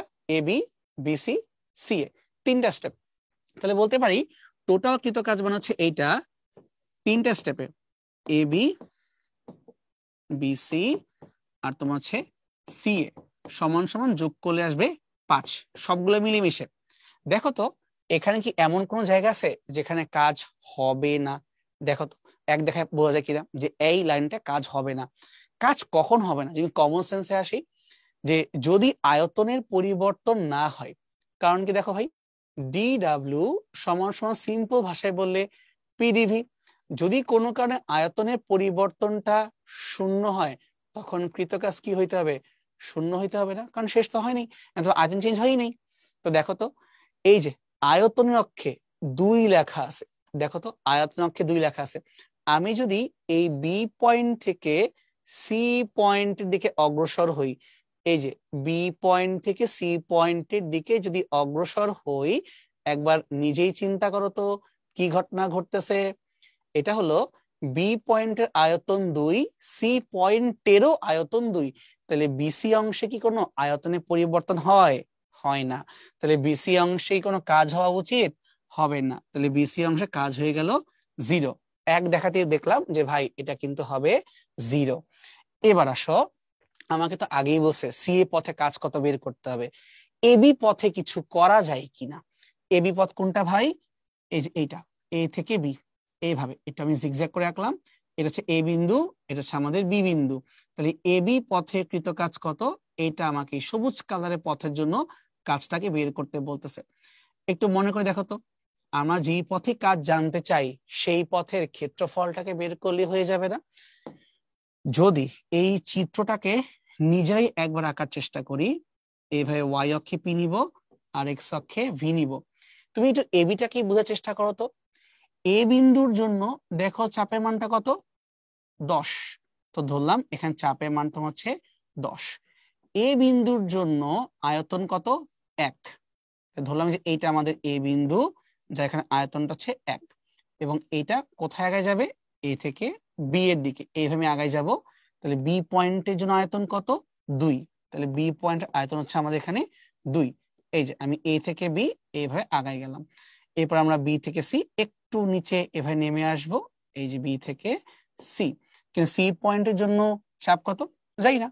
আর তারপরে আমরা সি থেকে এ এইভাবে আমরা আগায় আসবো। দেখো তো ভাই, উপরের চিত্রটাকে আমরা আঁকতে পারছি না? খালি সমস্যা সেই জায়গাতে যে সি বিন্দুর জন্য চাপের মানটা কত এটা কিন্তু আমি জানি না। যদি জানতাম তো কাজ তো একবারই হয়ে গেছিল। আচ্ছা, আমরা মেইন টার্গেটে ব্যাক করি। আমার দরকার এবি পথে কৃত কাজ কত সেটাকে বের করা। কিভাবে করতে পারি? এ আর বি, এই যে এ থেকে লম্ব টানবো, বি থেকে লম্ব টানবো। দেখো তো ভাই, এ আর বি এর নিচে যে ক্ষেত্রফলটা হবে, এই টোটাল ক্ষেত্রফলটা কত একটু নিজে দেখো তো। এ বি পথের নিচে যে ক্ষেত্রফল কি, এটা কি এই পুরা ক্ষেত্রফলটা কভার করে ফেলা না? আমি আবার বলতেছি, এ বি এই পথের নিচে, এ বি শুধুমাত্র এ বি, তার নিচে কি পুরা ক্ষেত্রফলটা চলে কভার করতে পারে? তাহলে এ বি অংশের জন্য যে বিকৃত কাজ বের করতে চাই এই চিত্র হতে, ডাব্লিউ এ বি, তাহলে ক্ষেত্রফল মানে কত? এখানে এই লম্বাটা হচ্ছে 10 ঘর, আর ডান দিক কত ঘর আগাইছে? 1 থেকে 2 মানে 1 ঘর আগাইছে। তাহলে এবি পথে কৃতকাজ কত হচ্ছে? এ পথে কৃতকাজ হচ্ছে 10। কিভাবে বুঝলাম? চাপের মান প্যাসকেলে আছে, আয়তনে একক পরিমাণ মিটার কিউবে আছে। তার মানে আমি যদি এবি পথের জন্য এই মানগুলোকে বসায় দেই ঠিকঠাক মতো, তাহলে আমরা উত্তর পেয়ে যাচ্ছি। এখানে কৃতকাজের মানটা আসছে 10 জুল। প্লাস নাকি মাইনাস হবে? এ থেকে বি ডান দিকে আঁকাচ্ছ, আয়তন বৃদ্ধি পাচ্ছে, তাই এটা হবে পজিটিভ। তাই আমরা বুঝে গেছি যে ভাই এখন যে মানটা বসাই, এটা হচ্ছে +10 যোগ সি এ পথের কাজ সমান সমান 5। তাহলে ফাইনালি যে পক্ষান্তর করি, সি এ এই পথে কাজ আসলো আমাদের 5 থেকে 10 বাদ দিলে -5 জুল। এবং ঠিক আছে, যা আসছে আসছে। কিভাবে? যদি আমরা খেয়াল করি, সি থেকে এ তুমি বাঁকা পাশে আসতেছো না, মানে ভি এর উল্টা পাশে তুমি আসতেছো, তাহলে ভি এর উল্টা পাশে আসলে কাজ তো মাইনাস হওয়ারই কথা। তাই চিত্র দেখে যা মনে হচ্ছে আমার মানেও তাই আসছে। খালি এটা বলতে পারো যেরকম চাকরিক ধরে এতগুলো স্টেপ তো করা কোনো দরকার ছিল না। অ্যাকচুয়ালি এখানে আমি কোনো ডাটাই নেই আমার কাছে, এই জন্য আমাকে পার্ট সলভ করেই আসতে হয়েছে, কোনো শর্টকাট ছিল না। তুমি যেটাকে DW দিয়েও লিখতে পারো, তুমি ডাব্লিউ দিয়েও লিখতে পারো, কোনো মাথা ব্যথা নাই। হোপফুলি আমরা এটা বুঝতে পারছি সমস্যা কোথায়। এবং মনে রাখবো, চাকরিক যদি হয় অভ্যন্তরীণ শক্তি পরিবর্তন শূন্য হইতে হবে। এখন কিছু এমসিকিউ সলভ করা যাক। শক্তির নিত্যতা সূত্র তাপগতিবিদ্যার কোন সূত্রের সাহায্যে ব্যাখ্যা করা যায়? যা দিব তাই পাবো। প্রথম সূত্র, তাপগতিবিদ্যার প্রথম সূত্র কোনটা? ডিকিউ সমান সমান D U plus D W, Q U W. এই যে এটা, বাকিগুলো কিন্তু মিলতেছে না। কোন সিস্টেম পরিবেশ থেকে 8 জুল তাপ শক্তি শোষণ করে? যা তুমি নিচ্ছ এটা কি বলবা? পজিটিভ ডিকিউ নিচ্ছ, অন্তস্থ শক্তি 500 জুল বৃদ্ধি পাচ্ছে, পজিটিভ ডিইউ। তাহলে পরিবেশের উপর কৃত কাজ কত? তাহলে পরিবেশের উপর কৃত কাজ মানে সিস্টেম তো নিজেই কাজ করবে, তো এখানে আমাদের কৃত কাজ ডিডাব্লিউ, এটাও হবে পজিটিভ। তাহলে কি করতে পারি, আমরা জানি যাই শক্তি ও নিবে ও দুই ভাগে ভাগ করবে, ডিকিউ সমান ডিইউ প্লাস ডিডাব্লিউ। তাহলে কৃতকাজটা কি হবে, কৃতকাজটা হবে আমার কাছ থেকে 800 টাকা নিল, নিয়ে 500 টাকা নিজে খেয়ে ফেলছে। তাহলে 800 থেকে যদি 500 কে বাদ দেই, যা থাকবে ওই বাকিটাই হবে ওর দ্বারা কৃত কাজ, 300 জুল। তাহলে এই বান্দা কত কাজ করলো, এই বান্দা কাজ করলো তোমার 300 জুল পরিমাণের। আশা করি আমরা এই জিনিসটা বুঝতে পারছি। কিন্তু সাইন গুলা বি কেয়ারফুল, সাইন ঠিক মতো বসাবা, মানে বিপদ আছে। উত্তর 300 জুল মানে নিল, বাড়লো তাহলে প্লাস, আজই ছাড়লো বা কমে গেল তাহলে মাইনাস। তাপগতিবিদের প্রথম সূত্র নিচের কোন দুইটা বস্তুর মধ্যে সম্পর্ক স্থাপন করে, তাপ ও বল, কাজ ও বল, তাপ এবং কাজ, বল ও শক্তি। ভাই কমন সেন্সে দেখো, বল কাজ বল শক্তি এগুলো তো লজিক্যাল না। এখানে তোমার হচ্ছে তাপ এক প্রকার শক্তি, কাজও এক প্রকার শক্তি, তার মানে এটা তাপ এবং কাজকে নিয়ে চিন্তা ভাবনা করে। ফাইন। তাপগতিবিদের প্রথম সূত্রের গাণিতিক রূপ কোনটা, কিউ কে ভাঙলে ইউ আর ডাব্লিউ পাবো, কই আছে এটা। সো ডিকিউ সমান ডিইউ প্লাস ডিডাব্লিউ। তাপগতিবিদ্যার প্রথম সূত্র মূলত কোন সূত্রেরই বিশেষ রূপ, শক্তির নিত্যতার। এবার চিন্তা করে দেখো, আমরা কিন্তু এখানে অঙ্কগুলা করছি সিম্পল, কিন্তু আসে পরীক্ষা কি ঘুরে ফিরে সেই জ্ঞানমূলক প্রশ্ন কিন্তু আসে। ওকে, সামনে যাওয়া যাক। তাহলে আমরা বুঝতে পারছি যে এখানে মেইনলি অঙ্কটা আমি তোকে শিখাই দিলাম অ্যাডভান্স লেভেলের জন্য, যে উড়াধুরা গ্রাফ দিলেও যেন ঘুরে ঘুরে সলভ করতে পারি। বাট পরীক্ষায় কি আসে, পরীক্ষায় আসবে জিনিস শেষে এটা কোন সূত্র কি কাজে লাগে, এগুলা এগুলা সাথে কোনো দোষ দেখি না। কিন্তু কেন অঙ্কগুলা করাইলাম, ঢাকা ভার্সিটির রিটেন পরীক্ষা আসলে বা ধরো কোনো কোনো কোশ্চেন খারাপ হতো না, কি করবা, তোমাকে বুঝতে হবে না। তো এই জন্য আমি চার্ট ধরে ধরে সময় নিয়ে দেখাইলাম।